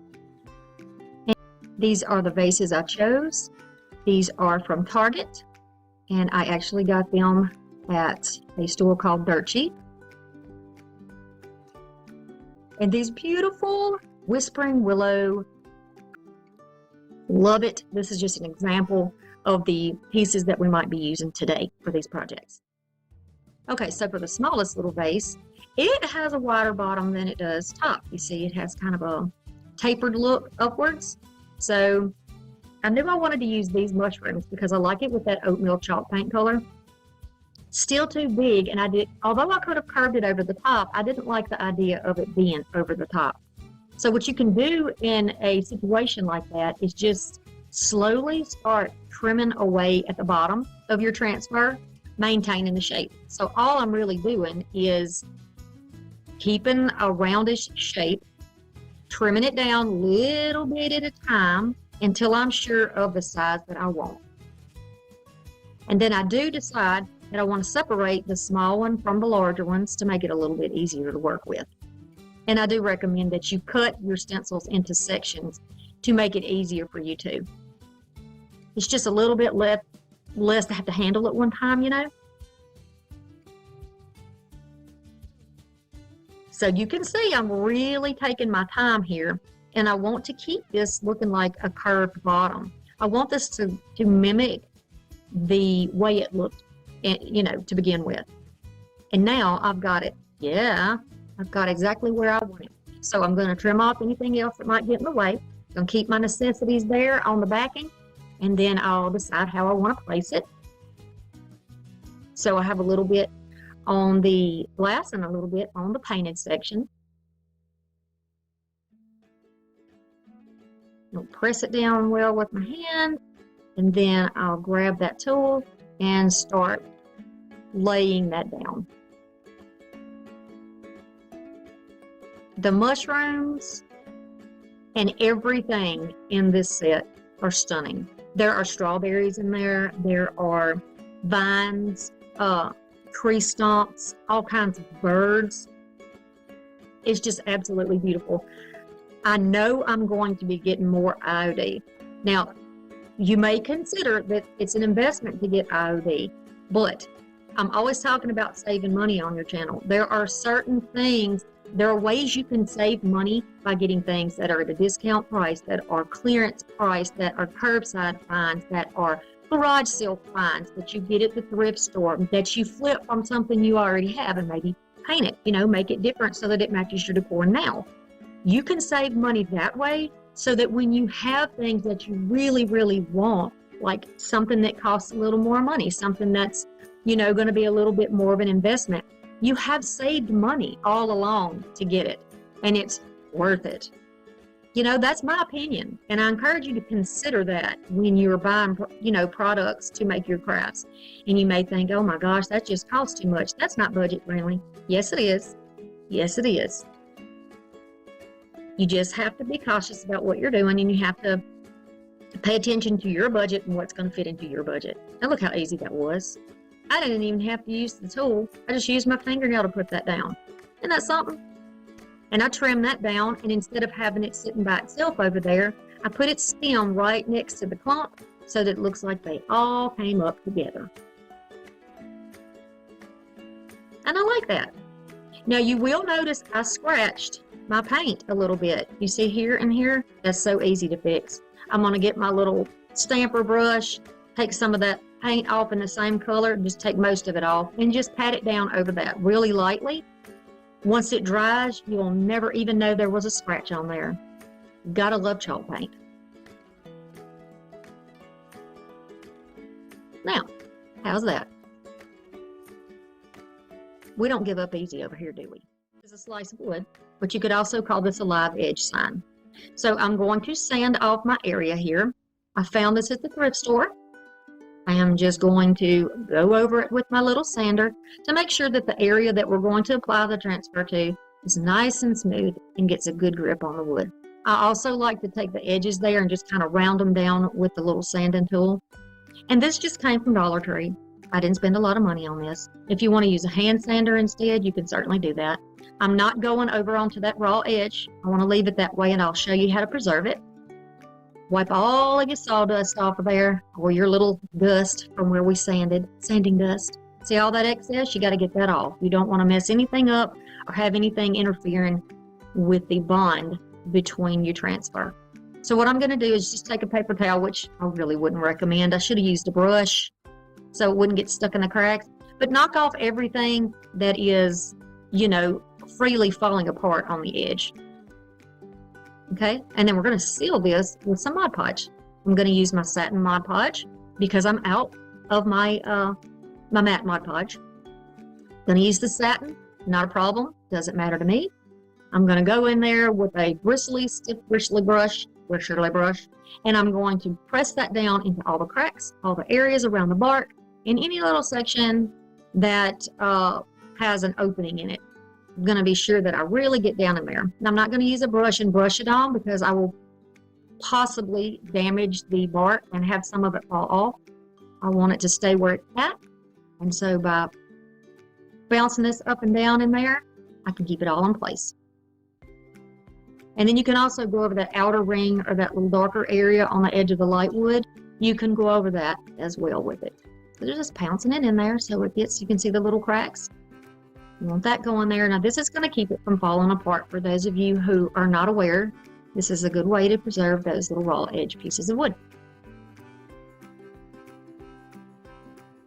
And you're going to do the same thing to the other side, of course.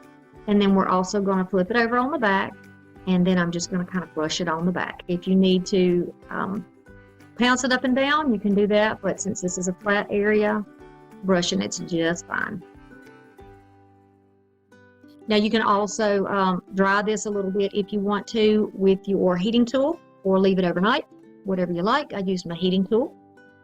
It is mostly dry, and this way I won't have any glue in the way or any Mod Podge in the way of putting down my stencil. I need to work quickly to get 2 videos out a week for y'all, and this way I can get it done. But if you've got time to take your time, then go ahead and do that. All right, so this I knew I had to use, and I love the idea of having this on a wood slice. So I positioned it the opposite way so that the big part of the mushroom was at the larger opening or diameter of the wood. So it's almost like it's smaller at the bottom than the top, and you can see that, and so is the mushroom stencil. I will lay this down on here. We're going to do something special with this one, so y'all hang around.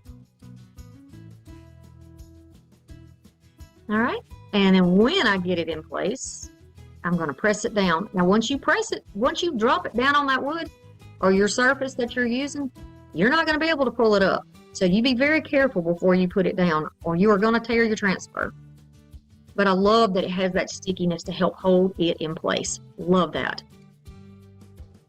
So the same process here. I've sped it up a little bit because I know probably by now y'all know what to do. Be sure that you get all those little edges too, all those extra details that these sisters put into these beautiful pieces. Be sure you get all of that extra detail. Get all the goodness out of your money. Y'all know what to do.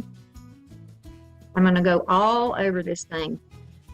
The planter that the mushrooms are in, the beautiful moss, and there are some little pieces of moss that are off to the side. I'm going to grab all those goodies in there and every bit of my mushrooms. And I'm even going to turn this thing sideways and then press it down this way as well. I don't want to tear it at all. Love mushrooms.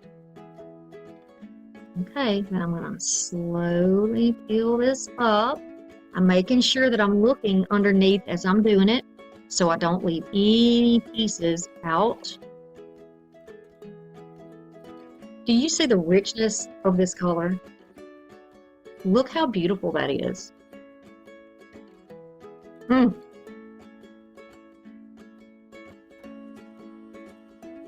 Really going to pay attention to making sure everything's in place and nice and matte looking. This also could be sealed if you want to. In fact, all the projects I do today, you can seal if you want to. But I chose not to do it on my projects today. But, you know, who knows? In the future, yes. And if I use some of this IOD on pieces of furniture or larger pieces that will be touched a lot, I will be sealing those. So we'll see how it looks once they're sealed. And I'll bring that to you as well. Hoping to get some pieces for Christmas. I love to do vintage Christmas. Y'all know this about me. You know I love the Victorian stuff and the woodland stuff. So if I can manage to pick some up for Christmas, I'll be picking some up for Christmas, and we'll show you what we can do with that on bigger pieces.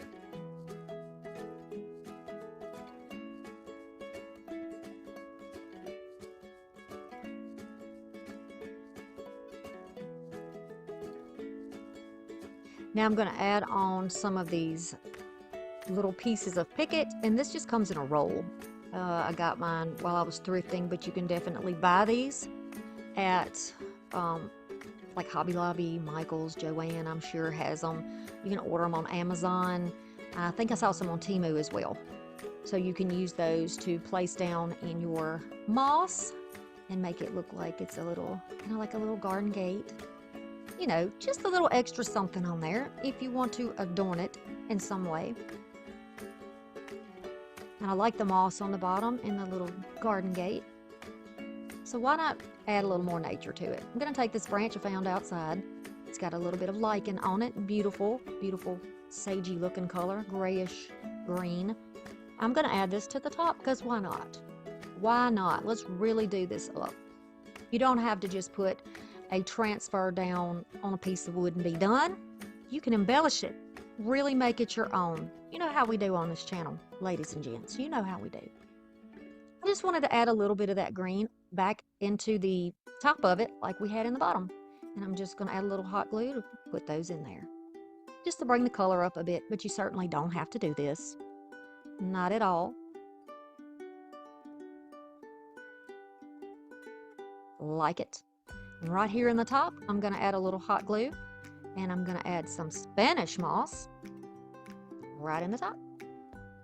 And you can get this at craft stores too. I get mine out of my trees, dry it on the porch in the sun. There you go. And in case you are concerned, no, I'm not scared of little bugs. I'm not scared of them at all. Haven't had a problem bringing them into the house, so no more than I would if I walked outside and came in the house and they were on my clothes. Not a problem. What do you think about this one? I like it. This one's going in my bedroom where I'm switching over to like a forest core, dark cottage core look. I think it's going to look really nice in there. Look at this beautiful red fox. I'm going to put him down here, and I want to make sure his tail is on there, so I just put him off center a little bit. Put him down on here. I look at this red fox and I think about my grandson because his little baby shower was in a little woodland theme, and then we have some little woodland things in his room, and it's just really cute. Really, really cute. So it kind of reminds me of him. Plus, he's got some toys that are foxes, and he's kind of sly too, you know. He's 5 months old. He's kind of sly. Sly like a fox. All right, so I'm just going to make sure that he is on there well. Again, you can see the difference in the color when it is still needing to be pushed down, and the sections where it's already done. Kind of looks like it's more muted when it's coming from the backing. Oh my goodness, look at the color. Beautiful. Beautiful. That looks hand painted. And look at the details. Look at those whiskers, y'all. Look, his little eyebrows. Obsessed. I'm obsessed. I want to put him in a little grouping of mushrooms because I love mushrooms. I think I've said that already in this video. I'm just going to make this look like he's just sitting in a little nest of mushrooms. So I'm just going to put these all around him. I had chosen the bigger mushrooms, but the scale of it was not what I needed for this little fox. So I changed it up a bit and chose these. A little bit smaller. I can get a lot more on there. Love the little polka dot mushrooms. So I don't know all my mushrooms by name. When you hear me say mushroom, it's usually a cute mushroom. So all mushrooms are cute mushrooms in my book. I make sure it stays down. Same process. I know I'm repeating myself a lot, but it's to encourage the people who have not, maybe never done transfers. But you can do it, you know. It takes a little time, you know. Things that take time are not hard. You know, you can see something and go, oh, I love that, but I could never do it. Yes, you can. You watch me do it. Watch me do it. I show you step by step what to do. Watch me do it. If you've got to watch this video back and push pause 1,000,000 times just to get it done, then get it done. You can do it. And you're going to be so surprised, shocked, and proud of yourself. I promise you. I promise you, you can do this. They did all the work for you. Look at this little beautiful thing. And they're almost like they're sitting on the top of his tail because I wanted to be sure that I could see all of it. Get them all in there, not trimming them down. Then, rather than it looking like they're growing out of his tail, we're going to add a little piece of greenery over there so that it is layered backwards, so that it is giving us a little bit of dimension and depth. And by layering these beautiful transfers, we can really achieve that look. And y'all, the colors, even the dark colors, like that rust color mushroom, the red one over there to the left, look how they still show up so vividly on that dark background. Absolutely love this. You don't have to just do these on paint. You can definitely use these on top of stains and on top of wood tints. Now, I can't speak to all stains and all wood tints, but you see the one I used, so I can speak to that one. I can't guarantee anything. This is new to me too.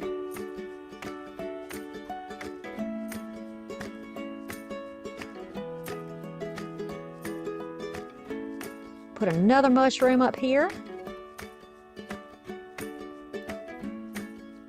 And this will be trimmed as well. I wasn't sure of my position, so I went ahead and took it off the backing and put the head of the mushroom or the cap of the mushroom down first.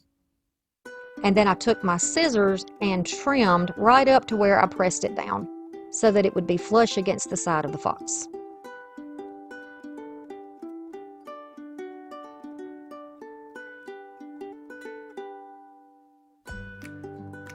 And that one looks like it's behind him rather than beside him. So far, so good. I'm going to grab one more piece of greenery, and I cut this off of another section, and I'm going to lay it right over his tail because he's kind of hiding back there, right? He's sly. He's hiding. And again, this is going to give you the dimension. So you have the leaves in the front, the fox in the middle, and some mushrooms in the back behind him. And I think it looks nice, especially since we don't have the benefit of any shadows on these. This will give you that dimension. And you can see with all of this layering, none of my transfers tore, ripped, pulled apart, remained stuck on the backing, anything. Like, you could really do some fast, beautiful projects with these.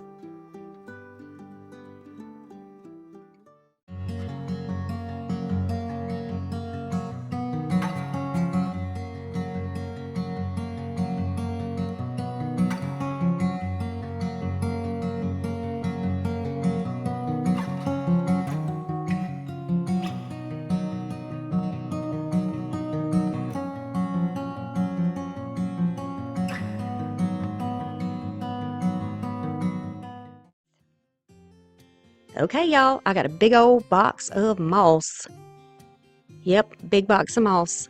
I've got some of this fall green ribbon. Beautiful. And this little wreath from Dollar Tree. This comes in a 2-pack. Okay, about 8 inches. Here's the beautiful fairy. Now, she's a little different. The holes are on top. But look. Oh, she's beautiful. And if you don't do the fairy thing, you could always say she's an angel, right? She has wings, that's all we know. But I'm going to go with that kind of beautiful enchanted woodland look for her. Yes. I will tell you, this is my favorite wreath, so I hope you're still here at the end of this video because this is really good. I really love this one. She's going in my room for sure. Okay. Now I'm going to do the same thing as we did before. You don't need to see me do this, I'm sure. But I'll just go ahead and show you again. If you want to kind of tuck it in here and then start wrapping it around, you can. This green is not going to be showing, but it's important that you cover this little piece because this is a peekaboo wreath. And you need to have this covered, and then we're going to be gluing something down onto this. Now, we're not going to need these, and I don't want them there because there's no purpose for them. So I'm just going to carefully cut these little pieces off. This is acrylic, so it's pretty easy to get off. And then using my finger sander, I'm just going to make it nice and smooth. Okay? I am flipping this over, so we're looking at the back side of this little mini wreath. I'm going to add some glue on here. Carefully, you don't want anything gushing out, of course. And then we are going to place her down where the matte side is down and the shiny side is on the back. I want the matte side showing, so this is the front. Okay? Make sure she's centered and press it down. And there I am again with finger protectors and not using the fingers with the protectors. Okay, so now the fun part. I love playing with moss and greenery and things that you can find in nature. I'm going to add this all over here. Now, if you're wondering where this moss came from, we went to a dirt cheap kind of, they sell Amazon overstock items, and my daughter found it while we were in there. So I think I paid $5 for the box, and it also came with little thick moss mats that I used in a different project with the birds. Remember the birds in the basket? Yes, same packaging for all of it. So it was a very good deal. But you can get your moss at Dollar Tree. Here is some scrap pieces of fern, and these came from a lady who donated a bunch of things to me not long ago.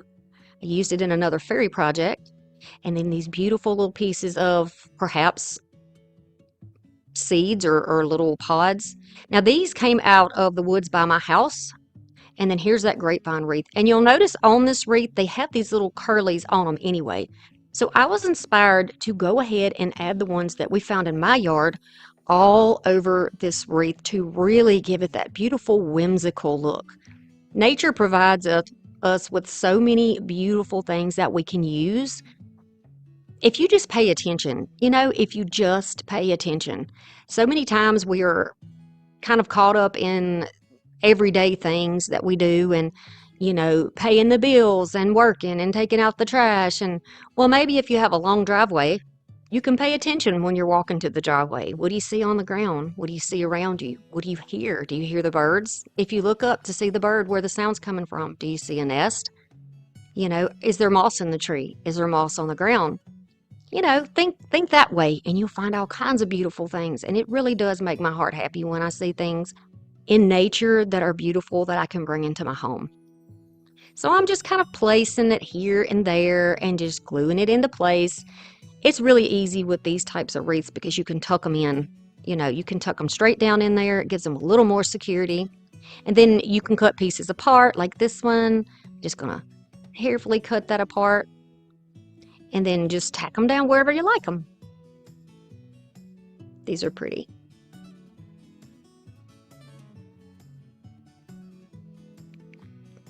And I'm trying to make sure that I go all the way around the wreath. There's a couple of pieces toward the inside and some pieces that are sticking out of the outside because I feel like it gives it a little more whimsy.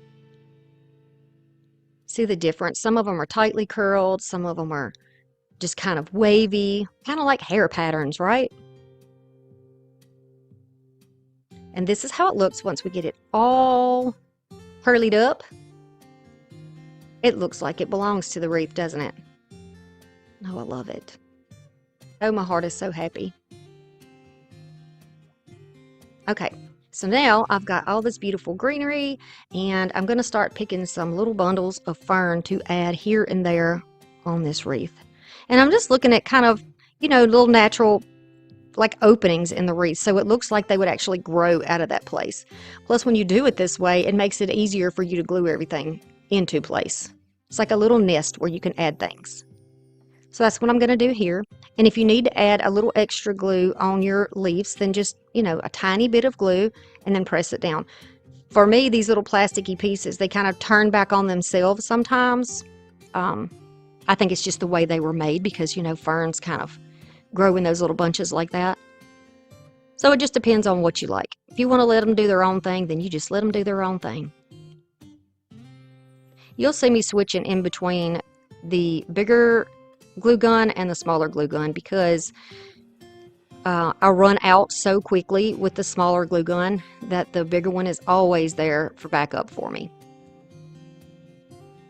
It leaks a lot, I'll tell you that. It's sitting in a pewter cup to keep it from making any further mess, but you know, it leaks, but it's a workhorse for sure. Now some places I don't have bunches, so some of them are just like one or two that I'm just going to tack together to make my own little bunch.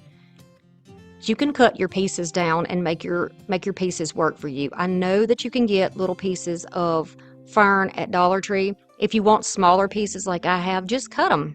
Just cut them, right? Be mindful of their shape so that it does still look like a fern when you're done. You know, wider at the bottom, narrower at the top. Just be careful how you cut them, and then you'll be fine. I'm going to add another little piece here. And these will just be going in all directions. Some toward the outside, some toward the inside. Beautiful.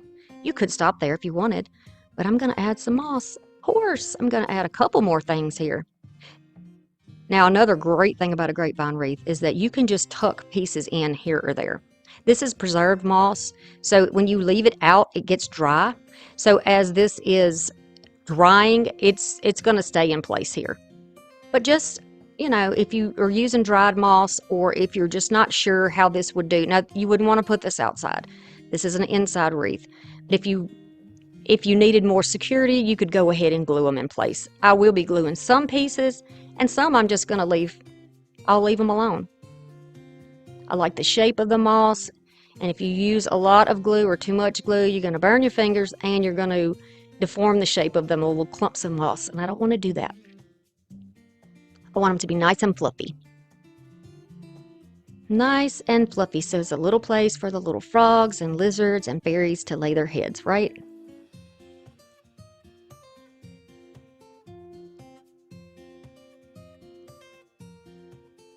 Probably could have used the entire box of moss on here. I was having so much fun. It's another one of those projects where you get lost in the work, and that's where I was, just totally lost in the work. Be sure you look at all of the angles, turn it like I'm turning it, lift it up, see what is what, where is where, and make sure that it is exactly what makes you happy. Now, we're going to add some in the middle of the bunches of ferns here and there. Here I am looking to see if everything is great. And then these I got from Temu as well. They're just little mushrooms, and they start off shiny, but I sprayed mine with some matte sealer, so they look a little more matte. And I'm just going to add these here and there. They blend well. Nothing is standing out. This still looks like you could walk through the forest and see this on the forest floor. I'm going to put some of these single, some of these double. I get to a point where I realized, hey, I really like these. And I just start laying them down where I think, because I don't want to run out, you know? So I kind of lay them down to see where I think I might want them. And that was just my way of saying, hey, don't run out. Don't run out. I got carried away on the bottom. So, and I do realize that the wreath is big and you can't see what I'm doing on the top, but I promise you it's the same thing I'm doing everywhere else where you can actually see what I'm doing. Just tucking them in here or there. Nice, nice.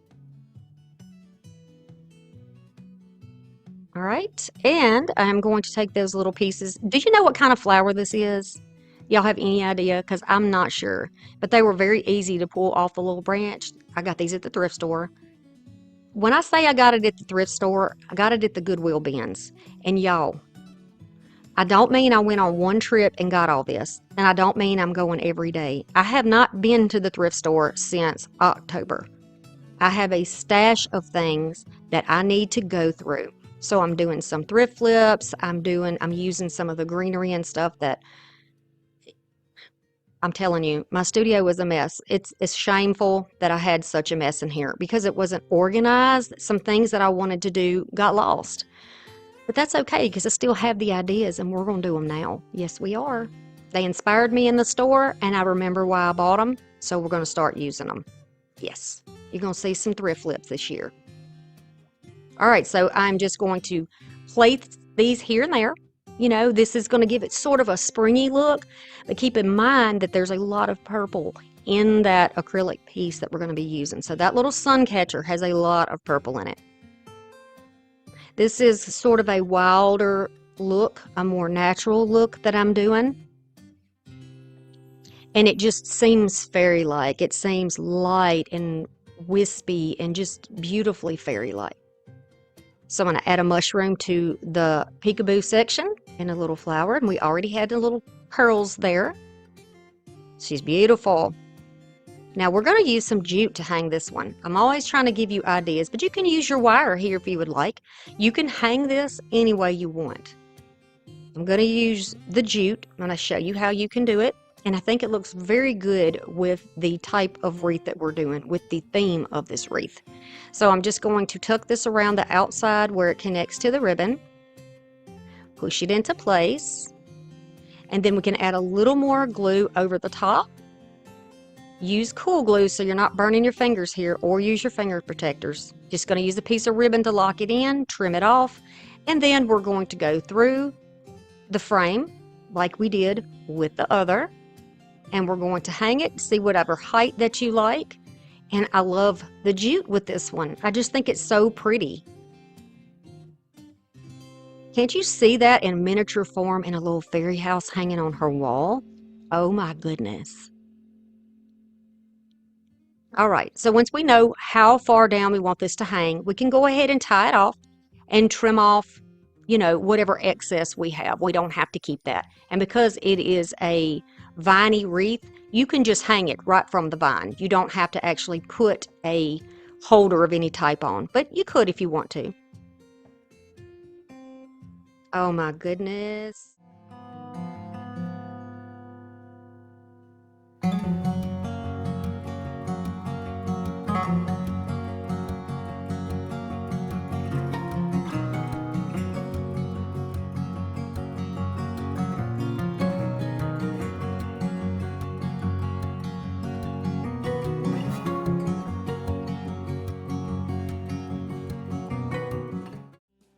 And it's called a Firecrest book box because I'm using this book box. This was originally a Target piece. It was a $5 bullseye piece, I believe. I bought a bunch of these for 50 cents a piece at Dirt Cheap over the summer, I do believe. And I'm going to use some scraps of the wallpaper that I have left over, and then I'll have to cut another piece also. But this is going to look so cute. I'm also going to use my little squeegee and my sander. And of course, my antiquing wax. We want all these pieces to look like they would go well together. Now I'm just going to kind of put this on here to see what's going to fit where, making sure that all of my edges are covered. If something overlaps, that's okay. We're going to take care of that. We'll be trimming it off and sanding it off, so that won't be a problem. Although this is a book box, you can actually use this for anything, and you'll see that at the end of the video. All right, so here's the beautiful little firecrest, little bird right here. Y'all, I did a Google image search. So if any of these are wrong, just know I didn't go to an actual bird site, so please be nice to me. I don't know all the names of all the birds, but you know, we learn. It's a learning process, and whatever its name is, it's just as cute as a button. All right, so now we're going to pull the piece off once we've got it in a position where we know we want it to be. Precious little bird on there. And I'll put it about here. Carefully put it down. I didn't need to sand this piece, although if you have something similar that you think you want to use, be sure that you've sanded it down so you don't have any problems with your paper sticking down. This was already, you know, a decent piece. This is not actually wood, it's more like an MDF.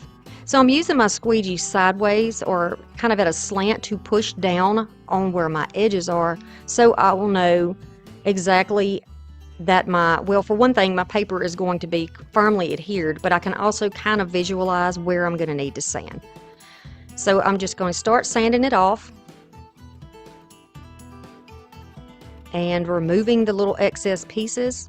I'm going to bend this little part down because there's a lip at a slant on this box, and I'll be cleaning that up too. First, I'll take the scissors and just trim it off, and then I can sand it to make sure that it is perfect and crisp.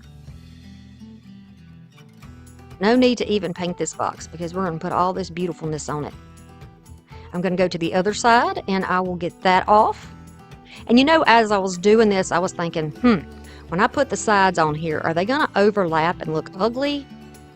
How is that going to work with the paper? Because I've never done it like in a situation where it's all the way around, but I figured it out, y'all. I sure did. You know why? Because I don't give up on my crafts. I just keep going.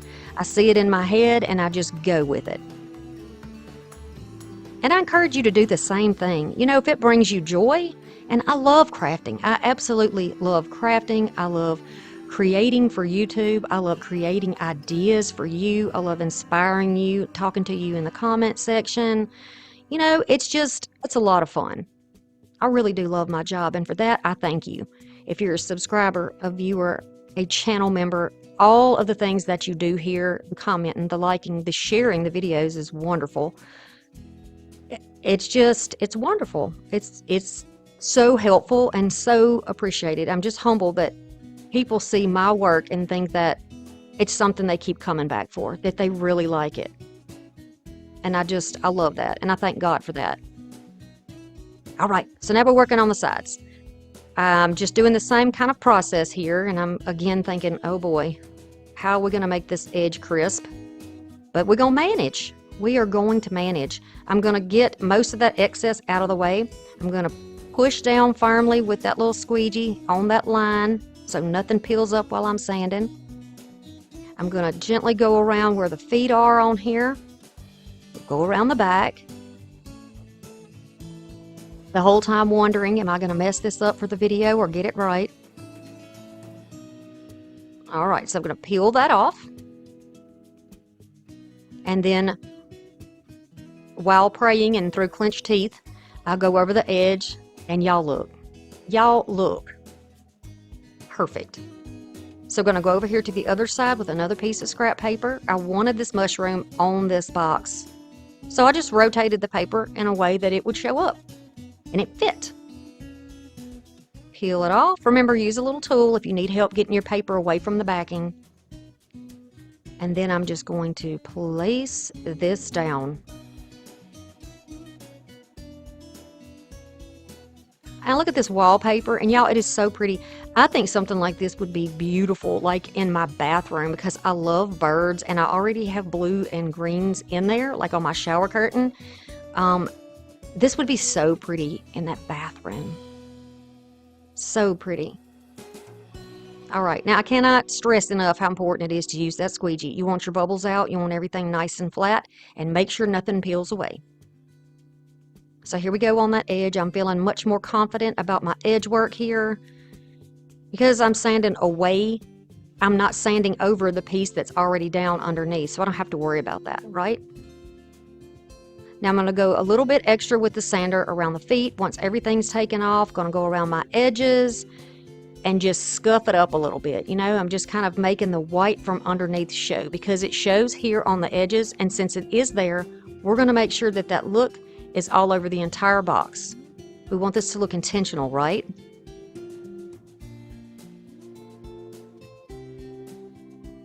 Okay, so far so good. Now, if you don't like the distressed look, just leave it like this. You know, you can totally leave it just like this, put your books in there and be done. But I am, of course, going to put my wax on there, because I like the way that looks. I like it very much. Old world, antique. Do y'all ever watch Urbex videos where they go and explore abandoned places, abandoned homes and hospitals and asylums and places like that? Even like theme parks that are abandoned. Oh my goodness, y'all. If you're looking for something to do, perhaps you're inside and you've already watched every video I've ever created, you can go to YouTube and you can look up Urbex, and you can watch people all over the world explore abandoned places, and it is such a cool thing to do. I love to watch those videos sometimes while I'm working, but on days when I'm off and not working and it's raining or really cold and I can't go anywhere, I love watching those videos. You see so much history, and if you love antiques and just the forgotten history, I highly recommend you go check those videos out. I really love, I think his name is Mark Adam or Adam Mark. I like to watch him. He is from the UK. He does those videos. I really enjoy his videos. But it might not be everybody's style, but you know, if you like that kind of thing, it's pretty cool. So now we've got the inside distressed. I distressed the back slightly, not too much, but I really did a world of difference on that white background there. And I like it so much more. I love it. Always start light with your aging, and then you can get a little heavier if you're concerned that you might overdo it. I really, really love this. She's so cute. Little firecrest.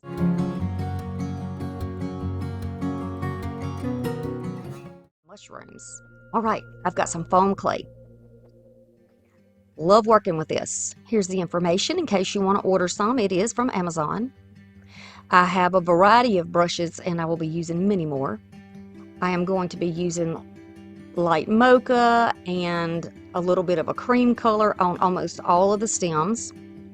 You can see how these look. These were donated to my channel. For me in my home, I don't like the top of it. It does not fit into the natural look that I want in my home, or the forest core look that I'm going for in my room. So I decided, well, we could put a new cap on the mushrooms. So we'll just go right over the top of what's already there. And since there's so much texture on there, our foam should cling to this nicely. So I'm just going to kind of roll it out and pat it down. It's looking a little too ovalish here, so I want it to be a little more circular. If you have a silicone mat, I'll show you in a moment how you could do this on a silicone mat, but maybe you don't have one. So we're going to do the best we can with our hands. I'll show you how to do that. I'm going to go all the way down to the edge of the cap of this mushroom. And if you buy mushrooms somewhere else and you want to do it, it's the same type technique. I'm going to go all the way down to the edge of the cap, and the cap is just that rounded top of the mushroom. And I'm going to do that to each one of these. Now, they're going to differ just a little bit in the shape and the size. And then, of course, we're going to do different colors for each one, right? Of course we are.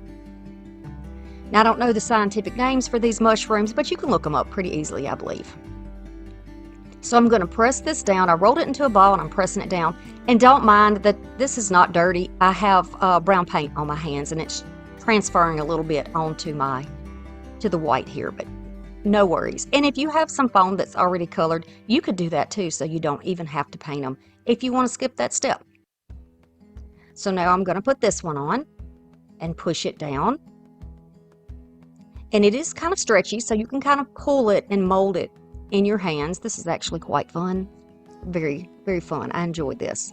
I'm going to push it down lightly with my fingers, and I'm just going to kind of pinch and pull. You can kind of see what I'm doing here. Now, I know that I want some type of a rim underneath the cap, so I'm just going to roll out a piece of this and then kind of break it into little pieces and just put it right along that edge. This is going to make a bit of a lip, and it's going to change the profile of the cap of that mushroom a little bit. I love my silicone mat. I have bought a 3-pack of these. I got mine from, I believe, Temu, but you can get silicone mats at Dollar Tree. They're smaller, about half the size, but you can get them if you want to use them to work with your clay. You can also use a spray bottle with some water to dampen your hands to kind of make it a little bit easier to slip your fingers around in this clay. All right, I'm going to press because I want most of that border to just kind of blend in, because you'll be able to see that when we paint it if you don't have a smooth transition, and I want a smooth transition. So you can see I'm pinching and going around so it's coming outward from the cap. You see the difference here? It's coming outward a little bit. Push it down just a tad, and it almost has like a little ruffled edge, and I like that. So some of these mushrooms may be a little more on the imaginary side than an actual mushroom, but you know, it's my house. I can do it however I want, and you can do it scientifically if you would like to. There's lots of information about mushrooms on Pinterest if you want to go over there and check that out. And if you look at my Pinterest, I also have a board there with mushrooms and stuff like that on it. I have all kinds of goodies over there on Pinterest. Okay, so I want to make this one a little bit taller and a little more slim at the top instead of as rounded as this one was. Now this one it does have like a little dome, but not quite tall enough for what I was looking for. So I've just put a little bit on the top, shaped it into a point. I'm going to take my round piece, open it up, just so that I don't squish my point back down, because that would be defeating my purpose. And then I am just going to start working to blend these together. Now you just keep working with it. If you need to add a little bit of water, you can add a little bit of water. You don't want it to be gummy, but it will help you smooth out some of those wrinkles if you need to add some when it starts to dry. Just a little spray, and you can see how easy I can just slide my hand over there to get a smoother surface. Now, when these dry, you can see a lot of lumps and bumps in here, which is fine, you know, but when this particular type of clay foam dries, it's going to be much more smooth, much more. Okay, so in this wood, I'm kind of pinching and pulling it down a little bit more than I did on the other one. A little bit more. If some tears off, just tuck it back under there and you can adjust it and you can move it around and work with it. Did you know there are mushrooms that actually glow in the dark? Yep. Are iridescent, and there are slimy mushrooms, and there are dry mushrooms, and there are mushrooms that smell terrible, absolutely stinky, awful, nasty. You stepped in something mystery on the ground. Ew. Yes. Okay, after 24 hours, check this out. Look how much smoother it is. It's like it puffed out a little bit, which is perfect for a mushroom. Now we have all these different shapes, and the difference between these two here is that I made one thicker than the other one. I put like a double layer on it. So now the fun part, I get to start painting these to really give them some personality. And of course for me, I'm going to start off on the caps of all these mushrooms. If you want to start on the stem and let it dry, you can, but you have to have some place to hold, right?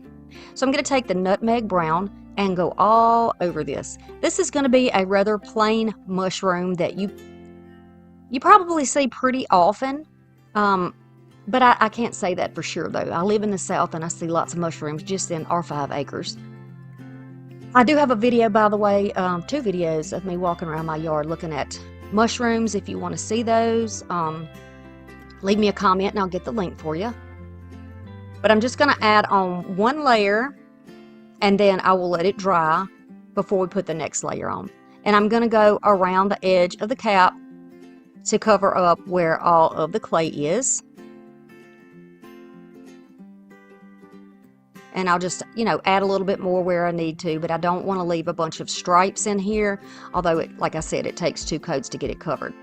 I don't want to go in circles, though, because, I think we've had this talk before. I like the idea of going up and down with this, almost like if it was with the wood grain, I don't know. That probably doesn't make sense when it comes to a mushroom, but I know what I'm talking about. I just wish I could convey that with my voice. Okay, so I'm going to go all the way around with this second coat, and I'm going to cover up as much as that white underneath as I can, because after this is completely dry, I will be adding a little more texture to the top of this cap. And don't worry, it doesn't have to be real clean, really, really neat under here, because we're going to actually paint the bottom. I'm going to put my dryer on low, and you can see it go from this shiny, wet paint to a more matte look. Don't get it too close. Any of your drying tools, you don't want to get it too close. I don't know if it would deform the shape or what would happen. Okay, so now I am going to take a little bit of the lighter color. Use whatever colors you like. And now that the cap is dry, I'm going to go around here and clean up that edge. And I'm going to try to go in all those little depressions, but you might not have that on your mushrooms. I know there are some mushrooms that look like they have like that bubbly, marbly looking finish, but if you put something new on yours and it's like a slick finish, then you won't have to do all the work that I had to do to cover up all that. So I'm going to go all over this until I get it covered. I'm not going to be very specific around the very bottom edge because we're going to also do something different there. We're going to go on to the mushroom that I'm going to make red.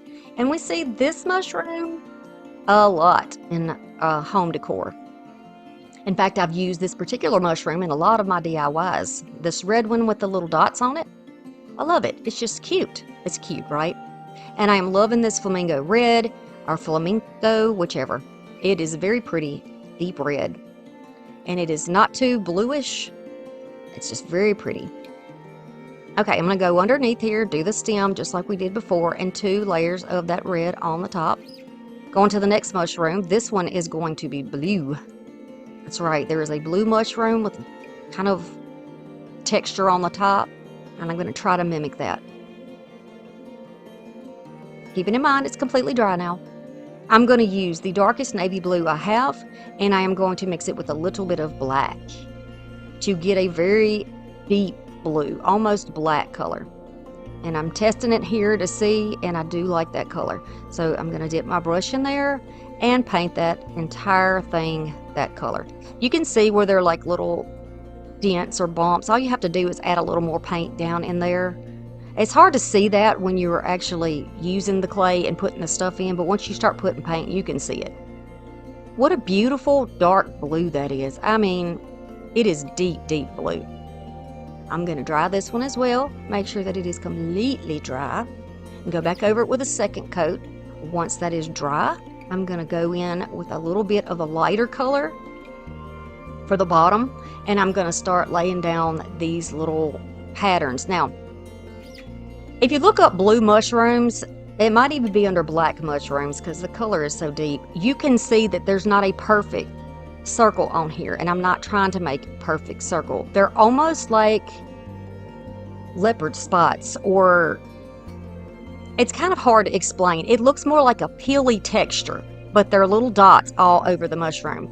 Most of the dots concentrated toward the bottom 2/3 of the mushroom, so that's what I'm trying to duplicate here. And I really like this one. It's different, but there are so many different types of mushrooms, and they all have a different personality. They're wonderful.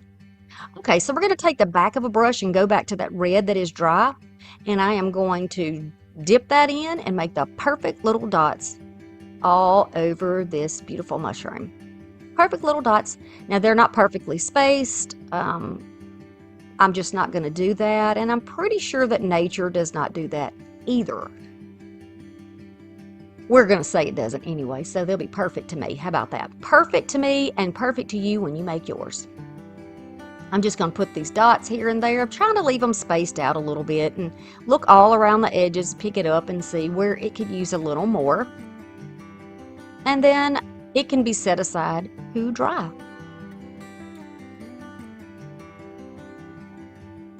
All right, now this one I started off with pink. Hated it, absolutely hated it. There are some pink mushrooms, but I couldn't stand this pink. I wanted to go darker, so I do actually change this to a shiny purple. It's almost like a grape purple, and then I mix a little of that same purple with black to do the bottom, which you actually see what the bottom is going to look like. That pink is going to be gone. All right, now these have dried. This is the blue mushroom. This is the red mushroom. You can see the bottom is not finished. Here is the purple one. I like it much better now, but don't worry, it's not going to be shiny. I'm going to mattify it somewhat. And then this one, this brown one. All right, now we get to work on the bottoms. So I'm going to use a little bit of ivy green and a little nutmeg brown. I'm going to put those side by side on a piece of paper. And I'm going to get a small chippy brush, dip into both of them. So it's going to be a little bit of green and a little bit of brown. I'm going to dot some of that off, and then I'm going to go around the edges, because when a mushroom is in the ground, it pushes up out of the ground, and there is always a little bit of dirt and stuff on the bottom of the mushroom. So it could be dirt and moss. I think this just gives it a very nice look. And you can blend it if you want to, but I didn't want to have all of my colors looking exactly the same. So in some of the spots it looks a little browner, and some of the spots it looks a little greener.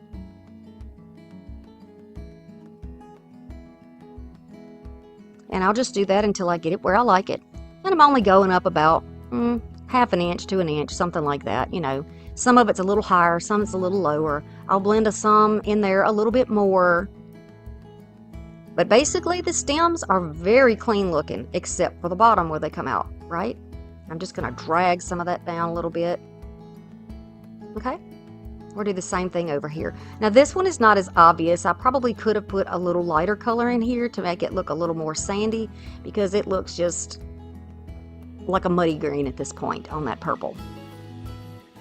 All right, once they are completely dry, I'm going to go back to this one. I'm going to mix a little of that nutmeg brown with a little bit of coffee latte to put around the rim, because this particular mushroom I'm thinking about has got kind of a slightly lighter color around bottom of the cap, or the bottom, kind of like the underneath, but coming out on the, oh, you'll see in a minute. You see what I'm doing? I can't talk today. I can't. So I'm just kind of dotting this on with, this is actually like a rough brush. It's actually probably for stenciling, but it's a little too round for me for a stencil. I like a flat brush. So I like to use it in projects like this. And I'm going to use it to go all the way around the edge. And yes, right now it does look a little bold and silly looking, but I'm going to take another brush that is dry and I'm going to blend that out just a little bit. So here's another dry, clean brush. And right over the top of that, I'm going to drag that. I've got it at a slant, so I'm not removing the bottom. And I'm dragging it up into the brown slightly. See that? And that gives it more of the look that I like. Much better. I like that. It's my favorite mushroom, I think. Now, we're going to use some matte sealer on this one to bring it down to a more matte look. And we're going to use a satin Mod Podge on these other mushrooms to give them a bit of a shinier look. Now, this is not gloss, this is satin, so it's not a lot, but it's enough to say, hey, I'm a new mushroom and I just came out of the ground. How are you? Glad to meet you. I'm going to do that one coat on each one of these. It's going to go over the cap, the underneath side, and the dirt side, just to seal everything in.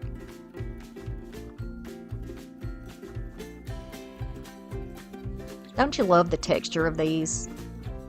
I'm so glad that I could take something that I already had and make something new to go in my bedroom. Okay, and then after I put that on, always I'm going to end with my strokes up and down. I have been waiting for months to do this one. So I've got this piece of chola, and I got it from the thrift store. I've got a green and a brown chalk paint, chippy brushes, and these are little lights that I got from Temu. No, the video is not sponsored, but I love the lights, and I knew what I wanted to do with this. Got matte Mod Podge as well. I'm going to take a finger protector and put it right over my little USB thing so that I don't get any paint or any type of anything on it that might cause a fire. I started off by just adding a little bit of that matte Mod Podge all over the top, thinking that would be enough to bring that plasticky shine down, but it was not. So what you won't see me do is repaint each one of those with the red and cream and put the dots back on it. Nobody wants to see that, right? Y'all saw me do that on the big mushroom. So I'm going to take a little bit of a dark brown paint. This is just regular acrylic paint, and I'm gonna cover up the oranginess in here because, you know, this is not a fall project. This is something we want out all year. So I'm gonna take that orange out. Now, I understand that chola wood is used a lot in little reptile cages. So if you find your pieces thrifted, be sure that you clean them thoroughly so that you are not getting any little germies anywhere in your house. I'm going to dry this, you know, fairly quickly here, and this is what it'll look like. It really took that orange down. Now that I have that flatter look, I'm going to take a little bit of the brown that I showed you and a little bit of the green, and we'll start with the brown. Dry this between layers, and I'm just going to start dotting this on here, giving it a little bit of an aged look, and then I will brush it on a little bit too. This is just going to make that wood look a little more aged and realistic. Well, in my opinion. I don't know. Chola wood might not actually have the same aged look, but in my house, it's going to. You know what I'm saying? It's going to. All right, so I'm just going to brush what's left in that brush onto the wood. You can see there's lighter and darker spots. We're going to let it dry. Then I'm going to go into that green. I'm going to pat most of that off too and just go over the top. Now this gives it a little bit of a mossy look when you put it on, and it gives it an aged look. I've shown you walks around my yard so you know what old wood looks like, right? There's a variety of stuff on it. Then I'm going to dry it thoroughly. You can use a hair dryer, or you can use a little fan that you set up to dry things. Just be sure you're in a ventilated area. Be on the safe side. We don't want any breathing or respiratory problems. Look at it once it is all dry. I love that. Everything's going to blend so nicely. And you see all those holes in there? That's going to make it very convenient for what we're doing next. So here's that string of lights. I have popped off all the little mushrooms where I painted them, and we are going to feed that string of lights right through the inside. Just wanted to show you what they look like. I'll start obviously in an easy spot in the bottom, push the very first one through that spot, and then I can snap that mushroom right back on. Once I get it on, I can use some of my Gorilla Glue to hold it in place, and I'm going around the plastic. There's like a little silicone seal that holds the wire in place, and then I'm going to put a little bit of that glue right there on the chola and put the mushroom in at a slant because this is going to be a hanging project. I'm going to turn the lights off for a little bit, and we're going to have this just hanging upright and appearing as though the mushrooms are going upwards. You know what I mean? Yeah, you'll see. If you don't understand what I'm saying, you will see as we put these on.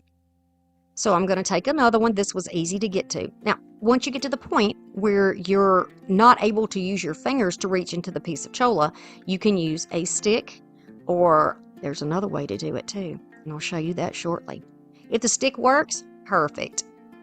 I'm going to go from side to side and in the front and just here and there until I get all of my little mushrooms on that log. Takes a minute for it to dry, so just take your time. Now I'm using, this is like almost like a popsicle, not a popsicle stick, a sucker, like a lollipop stick, right? I'm going to add a little bit of hot glue, and on the sides of the lights, there's a flat spot. I'm going to put that right on that flat spot and let it dry for just a minute. And then I can use that stick to direct the light right into whichever hole I choose. Then a little twist of the stick, it comes right off, and it's exactly where it needs to be. Oh, I hope this tip helps y'all, because once I figured this out, game changer. I was so much happier. I've told y'all before I got little hands. Yep, little hands, big problems. Continue along here, doing the same process. A little bit of glue on the end of that stick. Put it on the flat part of the little light. And then I can just feed it up through the wire and into whichever slot I want the mushroom to go in. Put the mushroom back on, a little glue on the mushroom bottom, a little glue on the cholla, and you can actually go all around the outside and hold it in place. Love it! I have plenty of cord in the back to be able to hang it up. Wonderful. So let's disguise the cord. I'm gonna just make a little bit bigger of an opening on the top hole. I'm gonna put the cord through it, just gonna feed it through there, and it will be hidden on the back and you won't be able to see it. I'm gonna take a little piece of ribbon doubled over that is going to fit probably 2/3 of the way down. I want some of this to be loose so I can plug it in.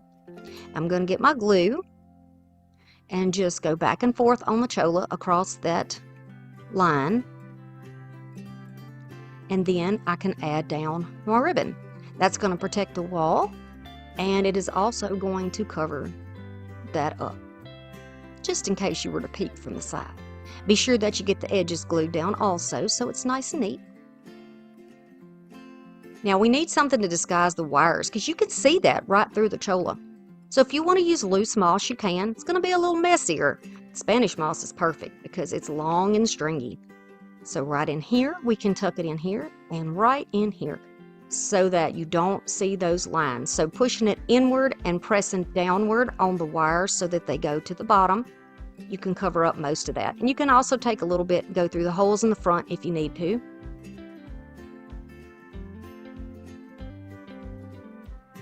You could certainly do this with a log that's got holes in it if you wanted to. You know, you don't have to use as many mushrooms as I use. Just, this is for inspiration, right? All my videos are inspiration only. If you have the things to copy it to the T, then perfect.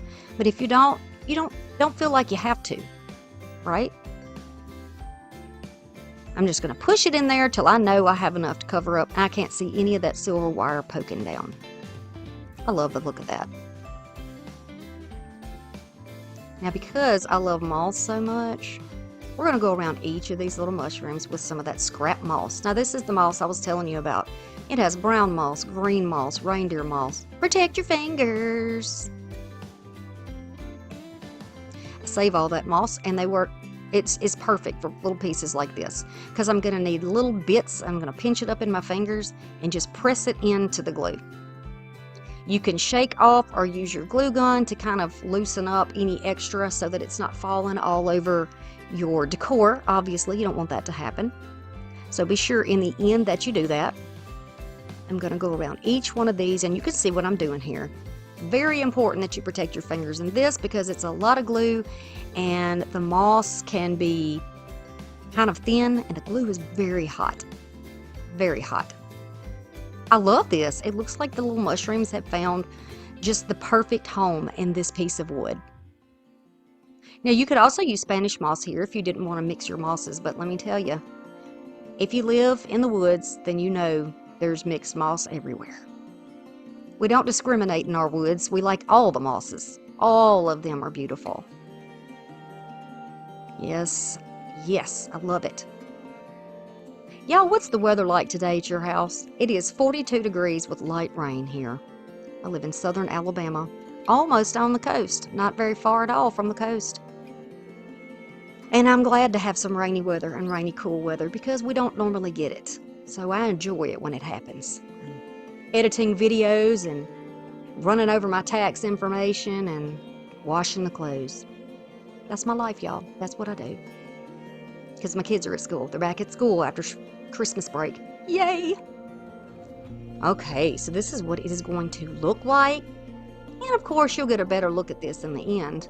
When I show you the final look of everything, you'll get to see it all lit up. I'm going to make a little hanger for it. so we can hang it on the wall. It's just a little piece of this twine, and I've just made a little knot. I'm going to go right in the back here in the same little spot where we added that wire, and it won't slip through. The knot will not slip through there. So I'm going to add some hot glue and give that a chance to dry, and we will have the perfect hanger. Just tuck a little moss in there.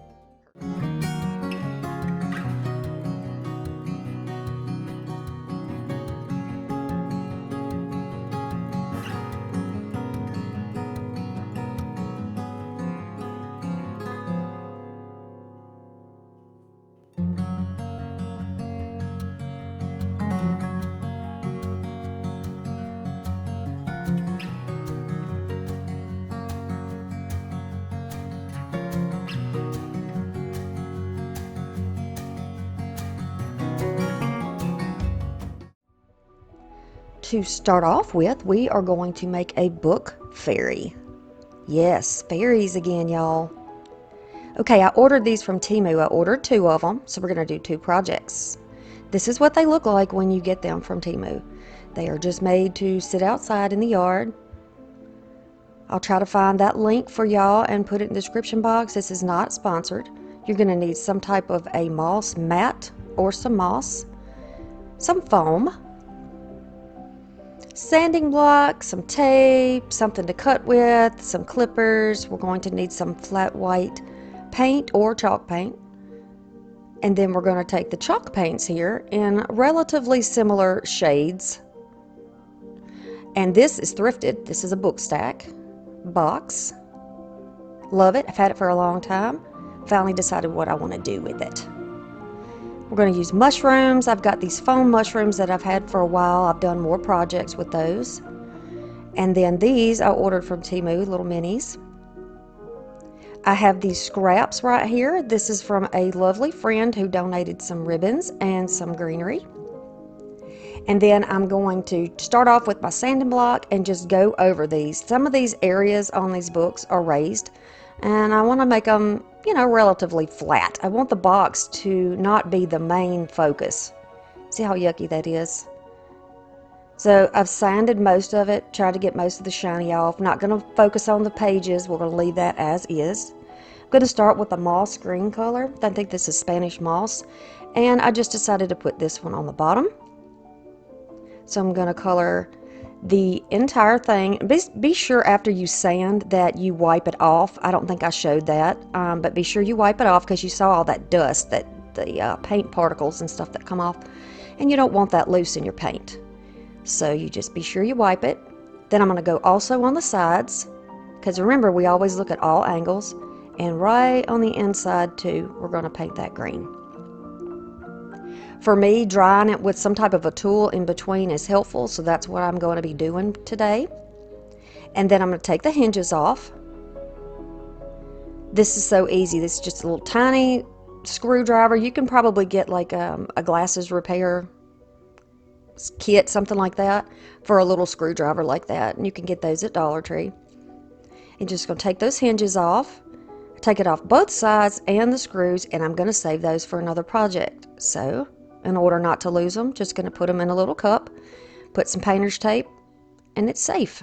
Set it to the side, and it'll go in my toolbox. All right, we're going to move on. I've got the bottom painted completely with my 3 shades, and now I'm going to go up top and paint this one. This color right here is sheepskin. That gray color, I cannot remember exactly what that gray color was, but it was like it's one of my newer paints, so I haven't used it before. Be sure you shake your paint too before you use it, or stir it. Okay, she's going to get a coat of this flat white, and so is the other one.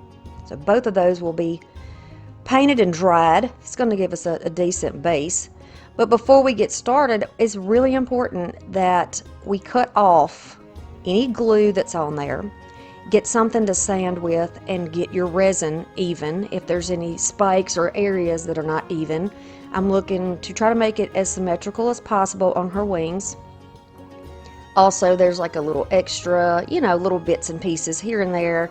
You wouldn't notice it if it was sitting in your yard, perhaps, but since it's going to be a place we have to see it all the time and we will be looking at it closely, I want to make sure that it doesn't drive me nuts. So any sharp corners where the seams are, I'm just going to sand over those with my little nail file, and or you can use a sanding block, whatever, but the nail file gets in those little creases, and it makes it easy to use.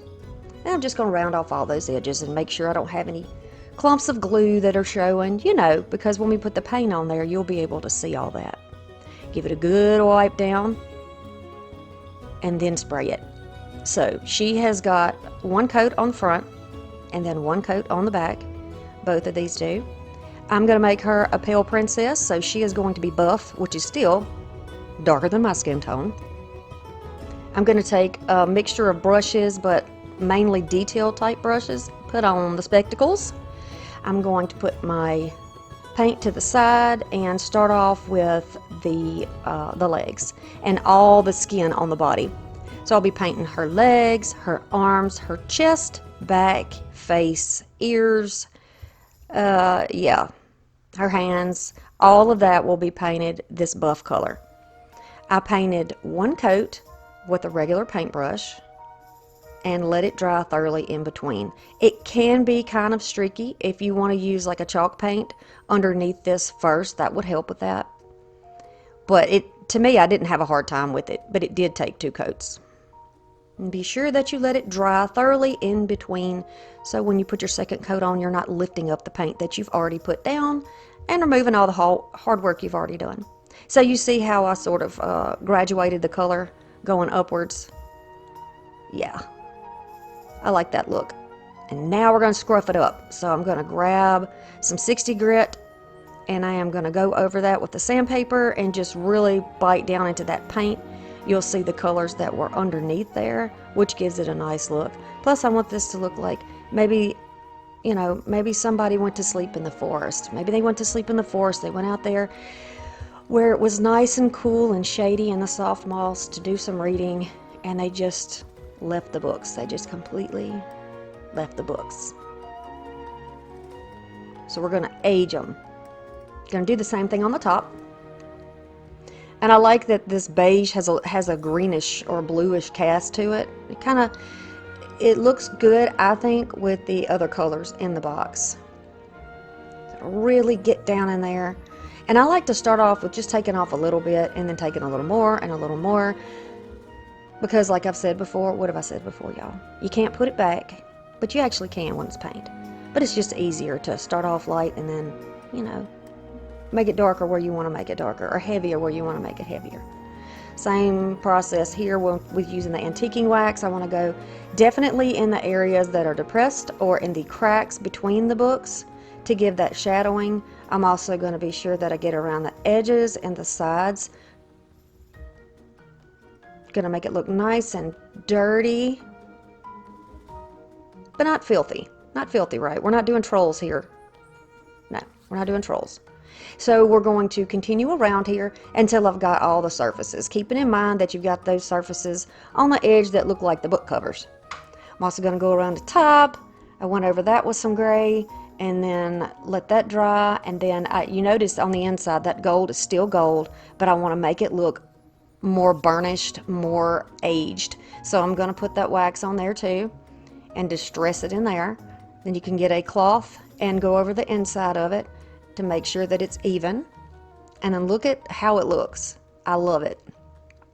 So I've got some brushed gold here, and I'm going to go back over any of the areas on the book pages where possibly I've gotten a different color paint.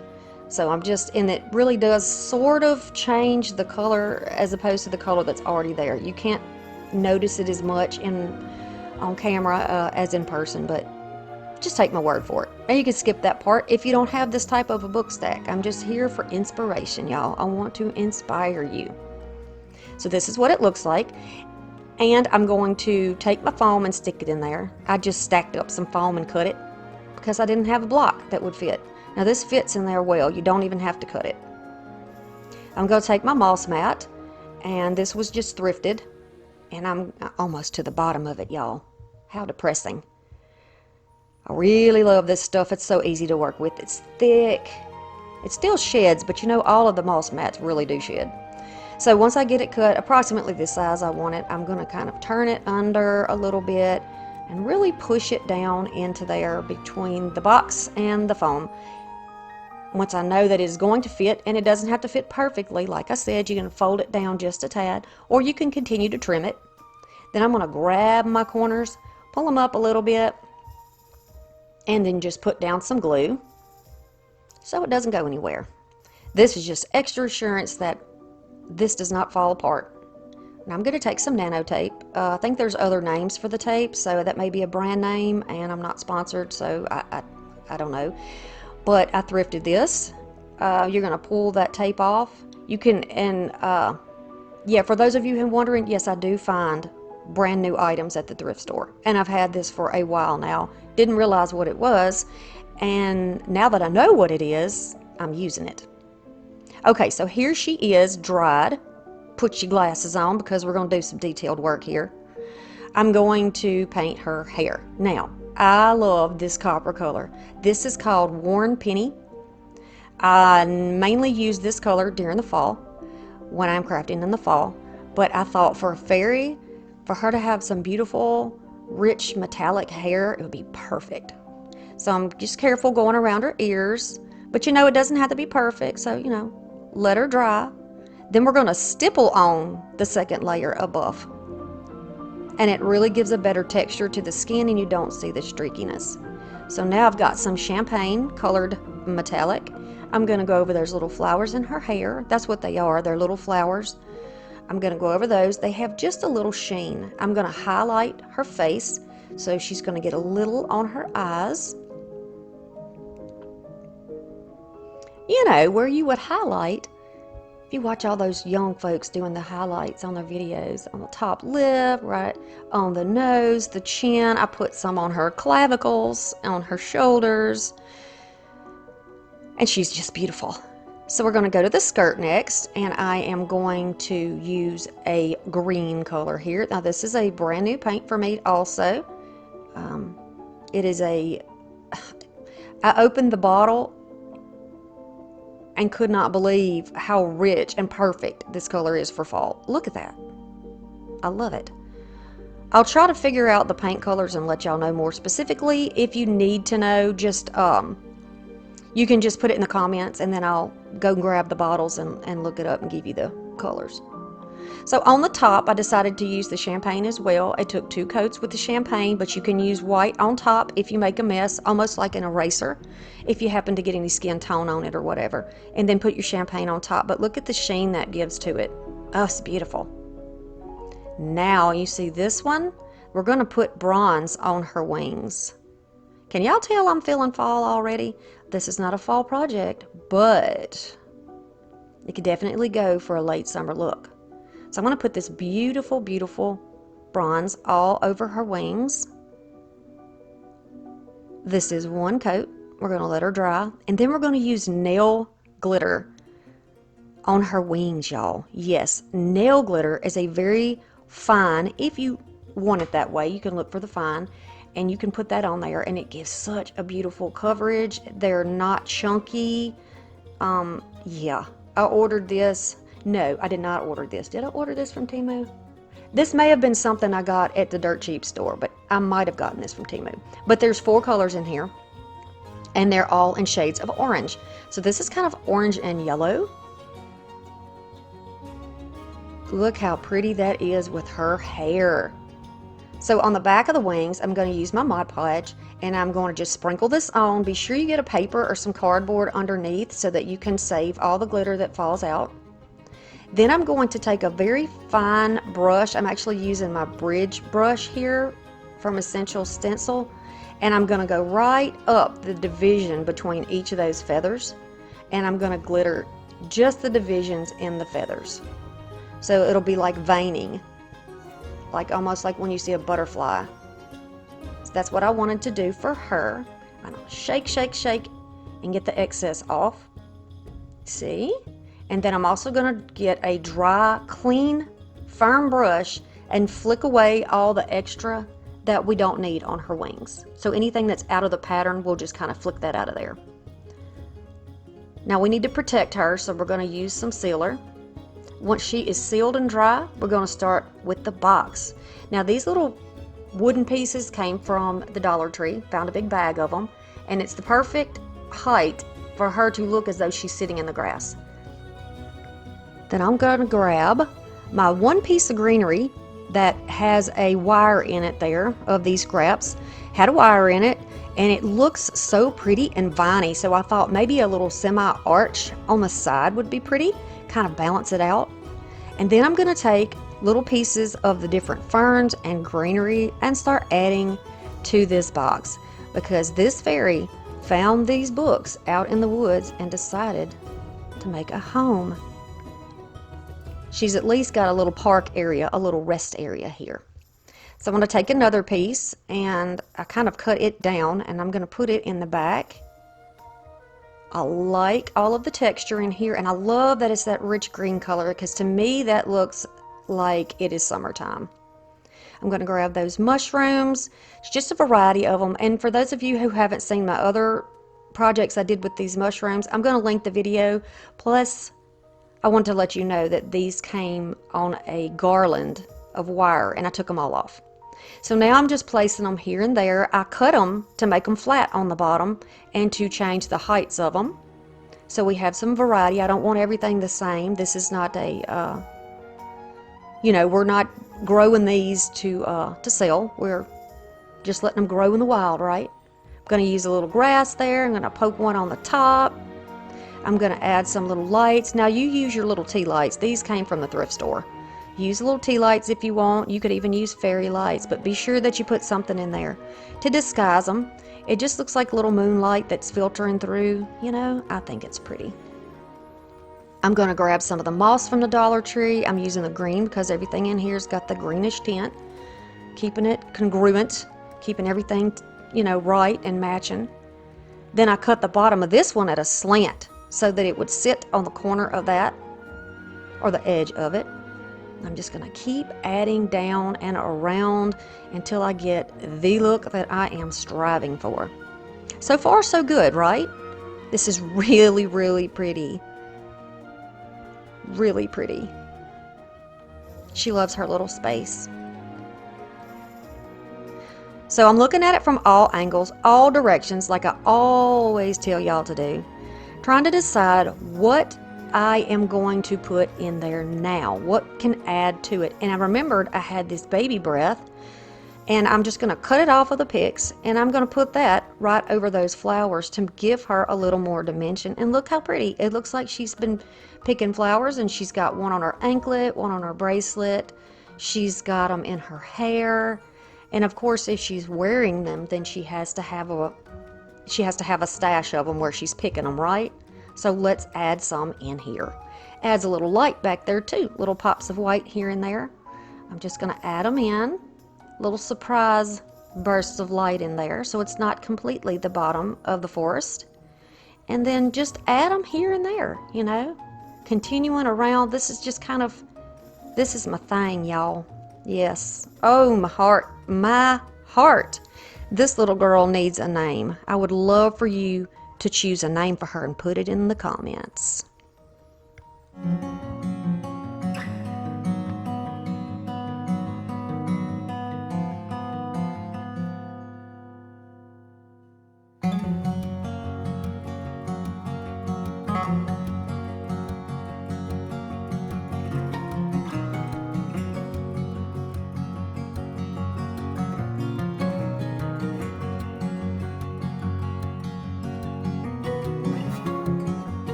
Thanks for watching. If you're interested in seeing more content like this, click the little box right here. And I'll see you soon. Bye.